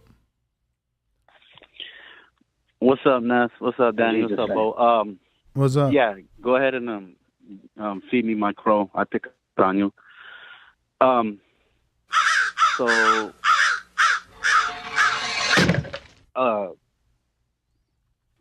I think Jermell's a problem. He kept saying this is one for Charlo's, not for Jermell. I think that's the reason why his brother, thinks so highly of himself. You know what I mean? Because he's riding on the bandwagon still of his brother. But, to the caller who said he had a harder road, how many undefeated fighters did Jermell fight, Ness, on his way to Undisputed? I don't know, but he did beat the champions, though. I know, but how many? And how many times did he lose to Undisputed on his road to Undisputed? I mean, he lost once. I mean, no, I hear you. But I think Spence, that is hypocrisy with him. But back to that. He fought 2 undisputed fighters. No, undefeated. Undefeated fighters, what's up excuse with me. these twins, man? You asked a question, I'm answering your question, bro. I'm answering your question. He fought Erickson Lubin, who was undefeated, and he fought Brian Castano. No, Erickson Lubin was not a champion. Oh, so just one in Brian Castano. I was just saying. It was a rhetorical question. I was just saying. I was being funny. Exactly. Oh, my bad. You asked it twice, so I ain't know. No, you're good. You're good, bro. You're good. I know I'm limited. That's why. Nah, we don't give you time. You good, bro. You good. We good. Okay. Appreciate it. Hey, one thing before that. Hey, Bo, my wife ordered a hat for me Tuesday. When is it coming in? What was I'm her not trying name? to say it didn't come in. I just Was wanted it to know. Savannah? Savannah Longoria. It's Savannah already Longoria. shipped. It was shipped out already. All right. Appreciate it. I'm on it. I ain't even had to look at the list to know Savannah. And there's a lot of people ordering hats. Yes, sir. One more thing. Let me just go on this. I just didn't like the way Brian Castano had to force Jermell to tell him, like, hey, what we did outside the ring, that's just bullshit. This is us. We're warriors and all that. Whoa. Where do you get off saying he had the force to tell him? What do you mean? He didn't congratulate him, bro. He didn't say, hey, you know, he put up a good fight. He kept avoiding it. Go listen to it. He kept avoiding it. And I was like, bro, come on, dude. He didn't even shake his hand, bro. He didn't even shake his hand. Look at it. I thought He did for not even sure shake he his said hand. he's going to No, be he champion didn't. again. Yeah, after Brian's interview, when Brian forced himself in there, and Brian started telling him, hey, what happened outside the ring between me and you, that's bullshit. Bro. What do you mean after Brian's interview, he forced First of all, Jim Gray was interviewing the champion first, and then after is when Castano came over. He literally came over after Charlo's end of the interview and said everything that you're saying there. They didn't even start the interview. He literally walked over and hugged Charlo. I don't even know what you watched. Yeah. Yes, and that's what I'm getting at. That Brian did that. Jermell didn't even go shake his hand. But how could Jermell go shake his hand? He's being interviewed with all the belts. No, but even before the interview, no. They win, like whatever, like go. Go ahead. 60 seconds. You know what I'm talking about, bro. I You know don't. what I mean, man. I don't. I didn't see it that way. The same way you said Wilder didn't even say nothing to Fury. It felt the same way, dude. He didn't say like, hey, you know, whatever. He was a good vibe. No, go look at the interview. He was avoiding it, and then Brian Castano went and hugged him and said, hey, good fight. So wait. Whatever So what are happened you trying to outside the say? ring. What are you trying to say that he's a bad sport? They're emotional. They're too emotional. They get in their feelings too much. Oscar. That's all I'm saying, Oscar. bro. All right, bro. Oscar. Yes, sir. So the expected Yeah, go ahead. delivery for the hat is May 16th by 8 p.m. And if you DM me on Bo Mason _TBV on Instagram, I can send you the tracking number right now. Okay, appreciate it, bro. Yes, sir. 16th tomorrow, though. Yeah, tomorrow evening. 10 seconds. Yep. And we're going to go out to... Who is it? Bougie? Who is it? You wanna try? Jaime? Let's go to Bougie, see if he got his hat that we all signed. I got Jaime real quick. Yo. What up? Yo, y'all hear me? We do. Yo, what up, TBV? How y'all been, man? We straight. That's what's up. That's what's up. Hey, look, man, the sport is on fire. You know, shout out to Charlo for undisputing. Castano was game, man, but Charlo just made great adjustments. It was way sharper and cleaner than the first fight. You know, the man is on fire.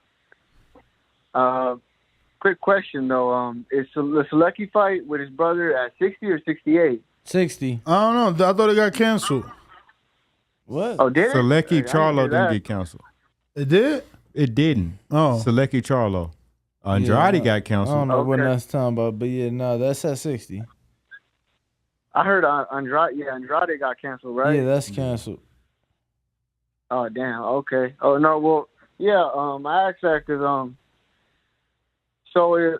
don't see Charlo's the male staying at 154 much longer. So, you know, I'm curious to see what his brother's going to do in the next couple months. But yeah, man, them guys is on fire. Shout outs to them. And yeah, that's my call, man. I ain't really got much. Well, all right, campeón. Vamos a ver quién appreciate you. sigue. Whatever that means. Who's next? It is Marcus in D.C. Hey, what's up, CBV, man? Thank boxing for these past couple weekends, man, and keeping me fixed like Pookie in the New Jack City. You heard me? Hey, check this here. The last quarter on that dope. It ain't like Jim Gray ever asked Jermell how he felt about Castano. Castano just came in and made the subject matter about the pre-fight. It wasn't like Jermell was avoiding a question that Jim Gray had asked him. He was answering the questions and being gracious and saying he thanked for opportunity, thanked the people that came out. When Castano came in, he embraced them right away. It wasn't the Jermell Charlo knocking out J-Rock joint like, get the fuck away from me before I knock you out again. So I don't understand where he was like making it seem like he had to have his arm twisted or forced or whatever. Or head Shout out rock. to Mel, man. Mel is the Iron Man, man. See, I respect if you lose the championship on the scale and you don't win it, and then in your next fight you win the championship, I don't think you're a two-time champion to me, because another dude didn't beat you, that you had to come back and show your medal. The previous caller asked, Jermell beat a unified champion, Jason Rosario. J-Rock beat Hurd, who Hurd was the unified champ, right? So J-Rock beat a unified champ. J-Rock then got stopped by Jason Rosario. Mel turns around and stops Rosario, stops Lubin, who didn't have a title, stops Tony Harrison, like loses to Tony Harrison, gets the title back from Tony Harrison, becomes two-time, right? So he stops both of them in the 10th, and then turns around, has a war with Castano. Some people thought he won, some people thought Castano won the first time, and then in the 10th round stops him again. Like, that's metal in boxing. When a dude is the top dude, the dude that's pressing the person on the throne, and that person has to go into war with that dude and then shows how to come back, it means a lot to me. Whoever said Earl going to be in 47 months long after that, did y'all see how fat his face looked in the crowd already just after the Ugas fight? Man, he looked like he was 170 already. You know what I'm saying? 175. That man's face was fat as fuck. You know what I'm saying? Boots Ennis, I thought either Ugas or Thurman definitely got to get themselves back in the mix. That's the only way they're going to get played in there again. So one of them got to find out. It can't be no Jesse Vargas. Can't be nobody else. It have to be one of them two. And because otherwise, dude might jam up and don't take no step-aside money for Crawford and Spence. He's number one in RDF and something else. But shout out to Jermell. This should be about Jermell, true undisputed. Whoever was trying to say how many people was undefeated when Jermell got his versus Canelo, let me tell you something, bro. It's much harder. Everybody, instead of worrying about who got the O's because you caught up, tell me who's a more competitive person in their division. The people that Jermell beat or the people that Canelo beat for undisputed? Ain't no, but Callum Smith ain't beat no unified champion at 68. Caleb Plant beat Ustadegi, who, you know what I'm saying, I think he had beat Darrell to get it. You can't, without BoxRec, tell me the two people, after that. You know what I'm saying? Yeah, who? Shout out to Mel, man. I wish I would have heard it so I could have called it out. We got the go-to Counterpunch by Booge. It's a counterpunchy by Mr. PBC. It says counterpunchy as well. Where'd he send it? Super chat. Yo, what's good? Dang. To clarify without getting cut off, railroad. I was basically saying when I watched the post fight, Charlo got asked a question. With Castano's style, do you guys feel that type of style would be good for a come forward Mexican style fighter? And he said, yeah. And I believe that type of style Castano brought, the reason why it's a good fight, because Castano, he had wits in that ring. He wasn't just trying to, knock you out. He was going everywhere. Charlo had a good fight because of Castano, a unification fight, a really hard one. Castano was a really difficult dude, and I think certain people want to be good. They need to copy that or learn something from Castano because he's not just a fighter. He's bringing something different, just like Virgil Ortiz and a lot of other ones. That type of style right there is going to cause a lot of problems. And I think when it comes to Bivol, I wasn't trying to bring him up. I was trying to say Canelo. They always talk about his jab. Castano looked really good in that fight for certain reasons because of he set stuff up and he was coming. So that's the main thing I was trying to say. And to LV, Zerdo isn't in the picture. It's all about unification. Bivol can go Canelo or Better Beef. That's my call. All right. Who is, we said Bougie. Yeah, Bougie from Broward. And CYP got like his call and like 3 boomerangs. Yeah, but neither one of them are back there. Yeah, Bougie but he not on there. Just make sure you're not cheating. So he said that he'll fight Leo Josh Warrington, but he don't fight me. I kind of felt like it was disrespectful. He's just a desperate fan. Getting so desperate. He know how to call. He know how to get in touch with me. I feel like I'm the best fighter in boxing. Now I'm bigger, I'm stronger, I'm better. I ain't fighting the right Shakur. This is not it. SDSB. This is my time to show the world who Terrence Bud Crawford is. The only person that can beat Terrence Crawford is Terrence Crawford. I'm looking to fight like Spence. I I've been calling for these fights.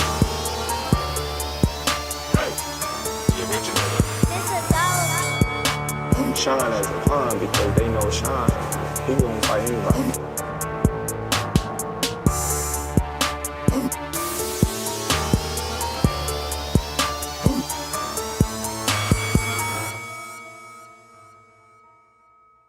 Yo, could you tell that was a dollar beat? He broke the record. He broke the record What for the they do, longest intro. TBV family. What it do, bougie? Can't call it. Appreciate the intro. What a great weekend of boxing. First off, you might well give me my crows because I was rocking with Castano.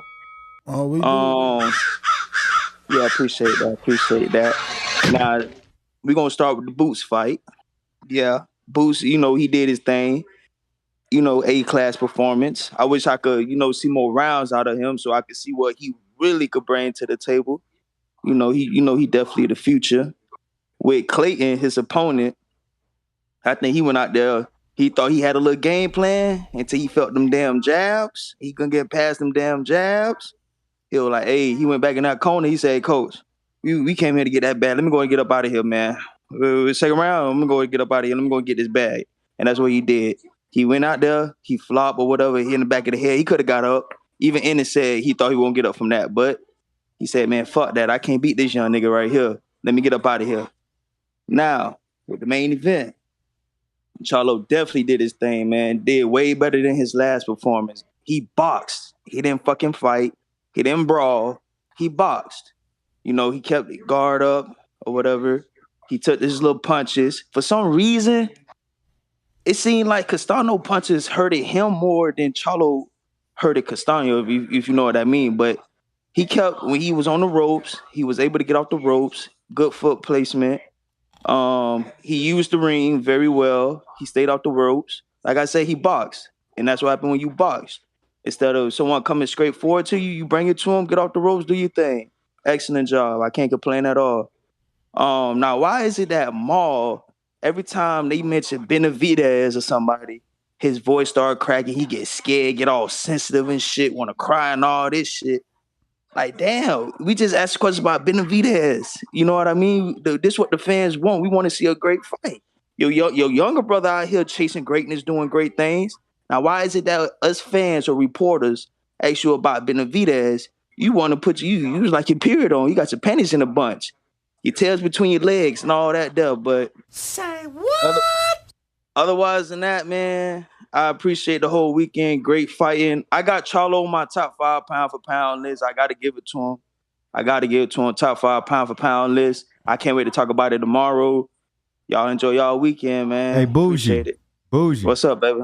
Your hat expected for delivery May 16th, 8 p.m. Miami, all right. It'll be there in Miami, Florida. And if you hit me on the DM on IG, BoMason_TBV, I can send you the tracking number. Hey, listen, I trust y'all, bro. I'll get my hat tomorrow or some shit, bro. Appreciate it, man. Yes, sir. All right. Y'all have a good one. You too. Matt Bent, 100. What up? Can you hear me? Mm-hmm. Hello? All right. Yeah. Like Charlo. Yeah.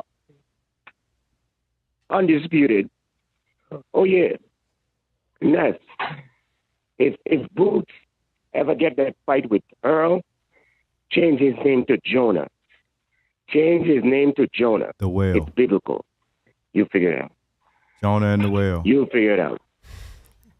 And if what's the name? Crab legs? Spider crab?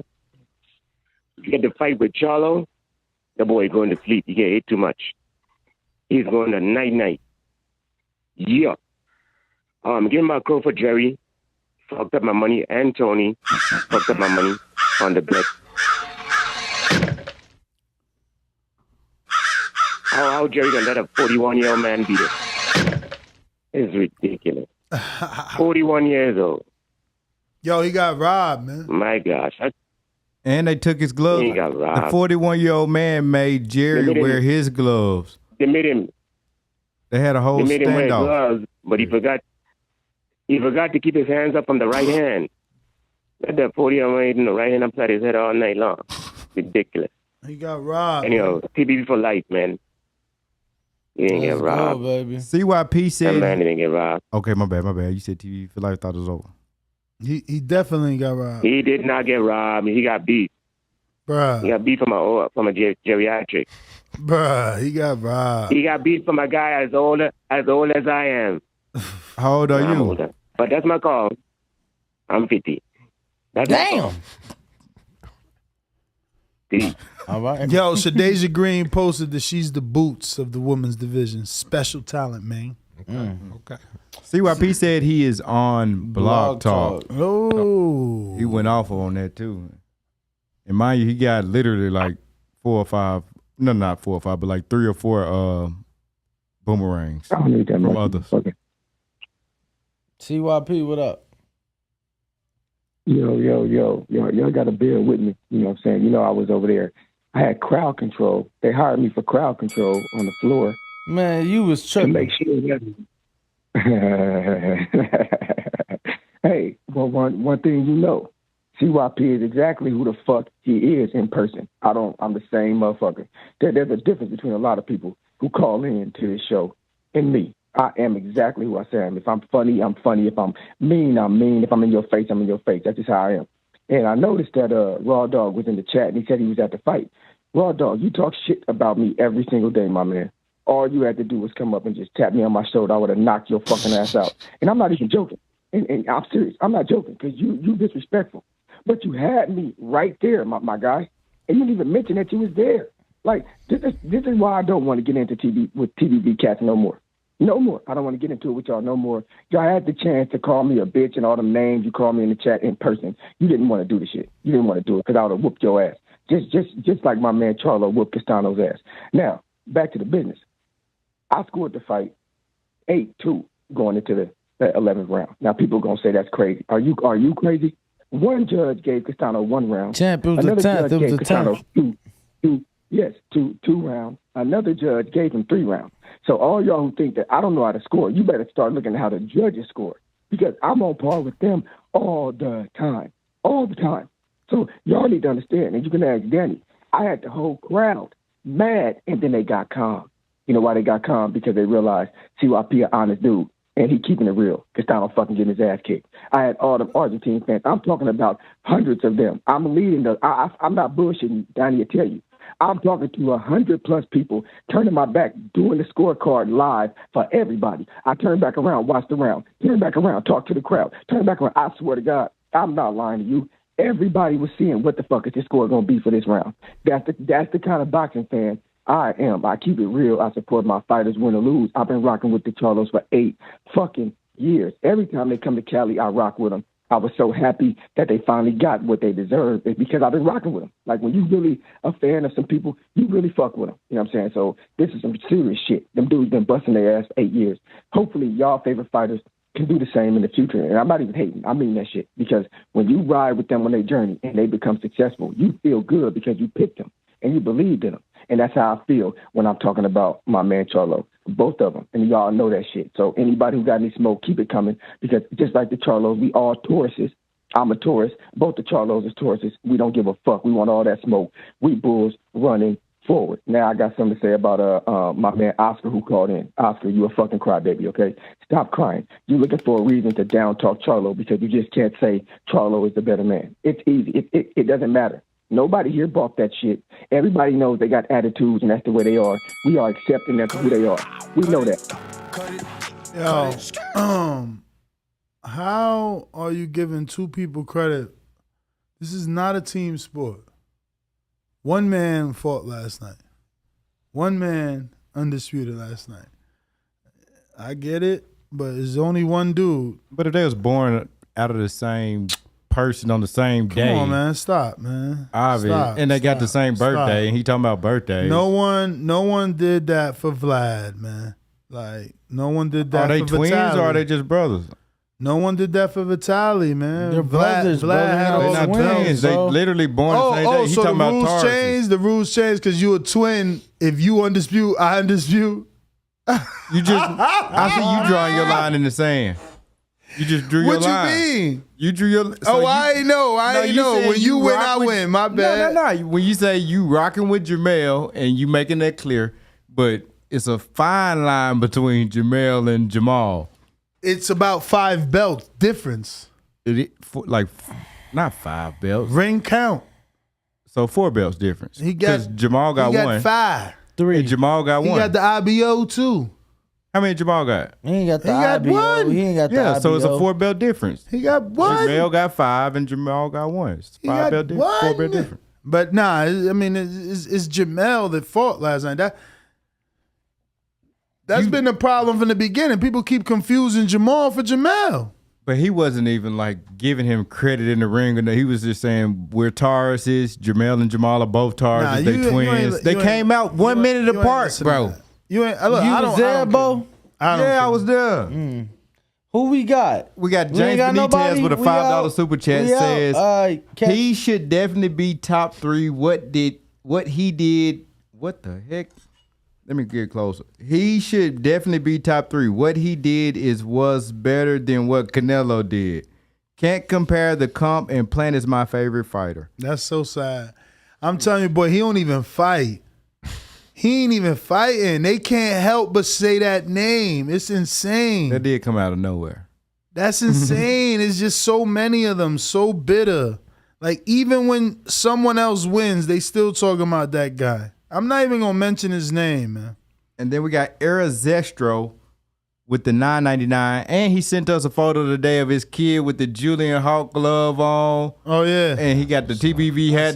The glove and hat was swallowing the kid, by the way. But it's $9.99 super chat says, Boots and Stanionis should fight for a title shot. I think it's fair seeing how he was the WBA mandatory and having Boots as the current IBF mandatory. CYP counterpunch. Unmuted. Let me know if y'all hear me. Yep. For the dude who said, that coke CYP's on, we need some of that. My nigga, I've never even smoked weed before. Like, that's one thing I do. I'm very, very, very, very healthy, my guy. Like, some of y'all say the most stupid, dumbest shit. Because the difference is, I tell y'all, I'm real. Like, I'm a real person. You could really look me up. You could really check my Instagram. I'm fucking real. And I think that's a problem for some of y'all. Go Google that shit. Like, look it up. Good, you damn right. Go Google that fucking shit. Oh, but I was going to say this part because I forgot. In a way, did beat Donito Donaire, right? He did. That's a legend. When he was 36 years old, and he got a rematch with him at 39 years old. So I understand why certain people, I love that win because, he's at that Canelo age of 36, that right prime age of 36 plus.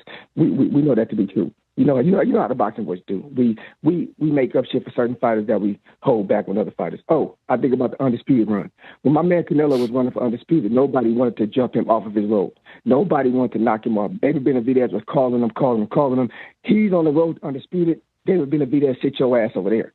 But now that Errol Spence is on the road to Undisputed, hey, you should fight Boots. I love me some Boots, definitely. But that has nothing to do with what Earl and them 30-plus-year-old boxers have in store for themselves. They 30-plus on a whole other journey that has nothing to do with them, and Boots understands that. I'm going to tell you something. I was at the fight, and the Boots family was sitting right next to Earl Spence the whole time. I don't know why Earl Spence fans are doing that. Like, we were pretty clear. And we've repeated ourselves now. Like the muscles in my face are starting to hurt from repeating myself. Like, we want him to fight Crawford, then Boots. But they just don't. Errol Spence fans just don't like you. That's all it is. Mm-hmm. They not listening to nothing you saying. If you mention his name, it's automatically presumed to be a hateful comment, even if it is a compliment. So then that means they're just all sensitive, not just the fighter. At this point, emotional. At this point, I might say yes. Who we got next? Hello, ladies. Anybody that know me know I've been a player, whether it was in Alabama, Ohio, or anywhere around the globe. TheBoxingVoice.com. I've been smashing Telly Swifts, man. I didn't have to become a millionaire to get that caliber of woman. One of the people's choices, one of the fans' favorites, a guy that can galvanize this crowd, such as myself. He's too ugly to be the world champ. The world champ should be pretty like me. The AJ of trucking. Yep, Brandon in Cincinnati. SDS Promotions.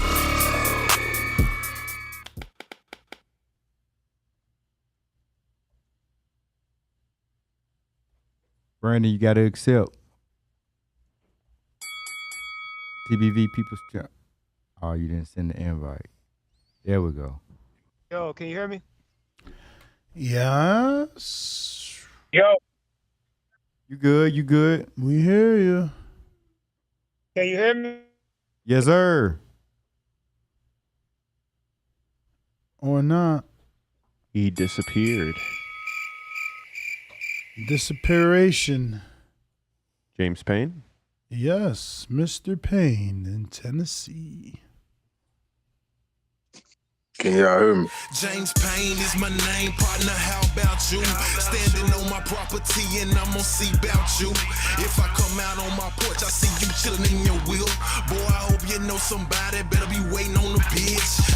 James Payne, baby, see me pissing on the post. If we're playing basketball, you might see me in the post. What's up, fellas? How y'all doing tonight? All right. Hey, what's up, man? I know it's been a long day, long weekend for y'all, so I try not to hold y'all too long, man. First, gonna start out by sending my own personal James Payne congratulations to Angry Charlo. Congratulations on getting your Undisputed title, my man. I do commend him on his path to the Undisputed because I think that it was tough as a motherfucker. He got the not unblemished. Like, we put too much emphasis on the O in this boxing shit, man. But he took a loss on his way to this shit. He took a draw on the way to this shit. But he stayed in there, stayed tough, kept fighting. He had a favorable team behind him with PBC that kept putting him in situations to win. And he ultimately did what he needed to do and got the win. And he got all the belts to go with it. They're going to be taxing the shit out of him, but I would love to see him defend them.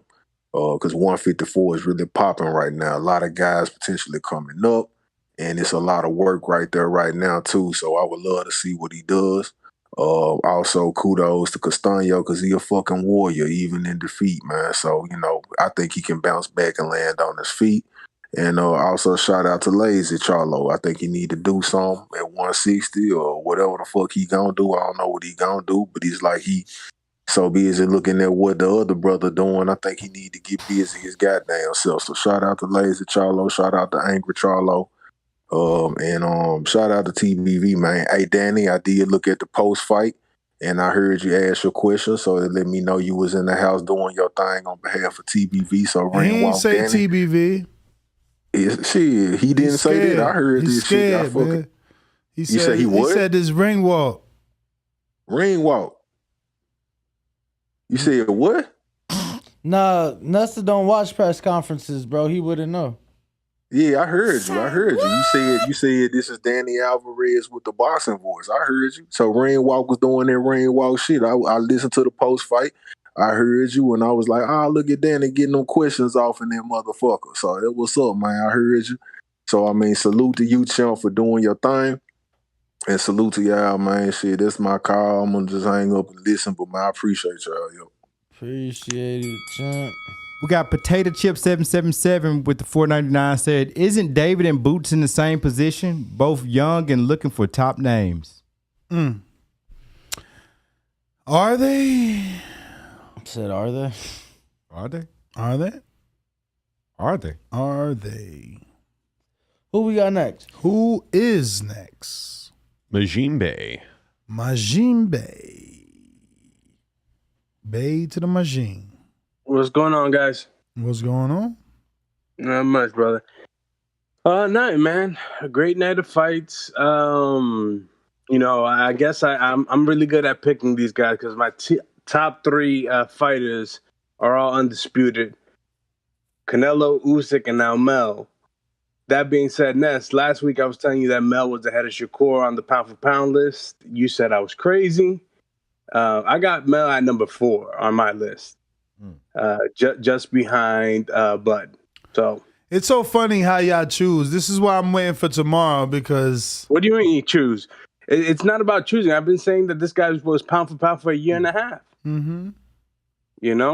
I mean, it's there. I call in. Not as religiously as before, but I still call in and state what I state. To me, this guy is the goods. He's a great finisher. So again, this is not what I want to do. I'm gonna let you go. I'm gonna let you be. No. Say your piece, brother. Say your piece. Say your piece. I'll see you Monday. Bueno, I'm not calling in tomorrow, so I got a busy Monday. But yo, great show, Danny. You killed it, brother. You killed it. I thought you did a great job. Ness does not watch post fight commentary, so He didn't say the boxing. he did, bro. He did. You got to go back and listen to it. I heard him say back and listen behind to it. the gloves, Hit the thumbs man. up on the video. You know, get your own ratings up. It's there. It's there. Danny did a great job. But yo, shout out to He didn't to ask Boots. Earl why he ain't fighting Boots. Wow, that's true. Danny, you fucked up. You can't be perfect though, right? It happens. It's my mistake, Nuss. Just bring Yo, it. I love y'all. Bring it up in the meeting. There you go. All Yeah, right, have a good evening. Take care. Appreciate the call, bro. One time it was a meeting for real. That meeting, Bro, I that hate. shit- Let me it tell got you, dangerous. I got sunburn from San Diego, and this shit been pilling, and this shit it's like a motherfucker, bro. You was at a baseball game today, sunbathing. And, Nah, I was in the shade though. You was in the shade though. At the baseball game. It looked lit too, bro. Who that? Special feature. What up, Louisiana? What up? Hello. Hello. Hello. Say what? We hear you. Kinda. We don't hear Bruh, you. talk- You're just not talk saying back. that. You just saying hello. All right, we out. Catch us on All the next right, one. CYP. Last one. Okay, let's pause on that. Yo. Y'all hear me? We do. Barely. Yeah. I just want to say, everybody's pound for pound list is very simple. You create your own pound for pound list. You put it together. You push it out there, right? Everybody collects them, and we add up who's the most number ones, twos, threes. That's how pound for pound lists are created. They're not created from one person. So every one of you stupid fucking idiots who laughs at somebody's pound for pound list, you're dumb. You don't even know how the fuck they even come up with them. It kills me how dumb some of y'all are. Like some of y'all really get hyped over the dumbest shit. Tell us who your favorite fighter is. You ain't got to respect it or disrespect it, and we will add up the points. I don't think that everybody's going to get my 10 the same way as me. You should think they don't get the 10 the same way as you. But we're trying to have a collective pound for pound that everybody at least has to agree with because you are at least a participant. Let's stop the immaturity a couple of times because sometimes this shit is getting out of hand. Too much laugh and too much disrespect. People's fucking opinion about a fictional list. CYP is king. CYP is undisputed, and CYP is out. Y'all have a good night. Sound like your voice coming back a little bit. Well, Yo, my mans wouldn't stop yelling at the Argentines, bro. I swear to God, I'm just looking because CYP like 15 feet away from me. He literally in these people's faces time about 5 rounds to 2, and I'm just, bro, they finna still out. I was waiting for cause and I don't know why I thought Ness said CYP was your size, and then I seen CYP and I'm like, he like that, but I thought I was expecting to be looking up. Nah, we was looking out eye. Smart. You just swole. He swole as hell. He swole as hell. Dual Ingram with $210. He says CYP ain't lying. I had Castano winning 2 rounds. We were in the same section, so he influenced you. You admitting that he influenced you. Dual Ingram right back with another $10. He said, "What is the new Cash App and how did they find out?" I guess it's just because you guys were sending too many addresses, so it seems like I'm shipping something. Everybody was just sending the address. True enough. So that makes Bo sense. Mason _TBV on IG. That way Ness don't even have to tell me like the address because he like sending me the address. I'm like, who is this? Who is that? What's going on? If you just say what you did and like give me your information, I'll be able to keep track of it because I am the one who ships it out. And if you question the shipment, inbox me and I can send you your tracking number as well. Let me see what you got. There we go. There we Spin go. that joint. 1 spin for Dual Ingram. First of 2. Taylor Bell. Actually make that only one. Benavidez glove injury. All right, but you get 2 of those, so you in there. And I think that is everyone. I am your host, Nestor Gibbs. Actually, sorry. I seen that shit an hour ago, let me tell you. Whenever you sent it, he said, Bo, spin that. I seen that so long ago, and it just went. This is St. why. Louis Red? Yeah, he said the $10 Cash App to the new Cash App at the Boxing Voice, which it should have been that for a while, which is unfortunate because now my personal one is fucking no longer available. I guess I'll change that to Nesvet. GTO is so old. Nesvet. Yeah. Yeah, I like that. Actually, I wrote it and it was available Nesvet. Then I went Nes-C8. And then I was like, oh shit, we need a Boxing Voice one. So I made the Boxing Voice. I feel it. Yep, we're out of here. Nestor Gibbs, Instagram and Twitter. Catch me on the next one. Also on TikTok at Nestor Gibbs. Bring Walk Danny on all social media platforms.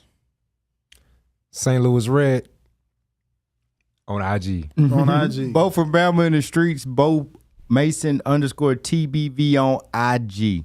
All right. Peace. Boxing.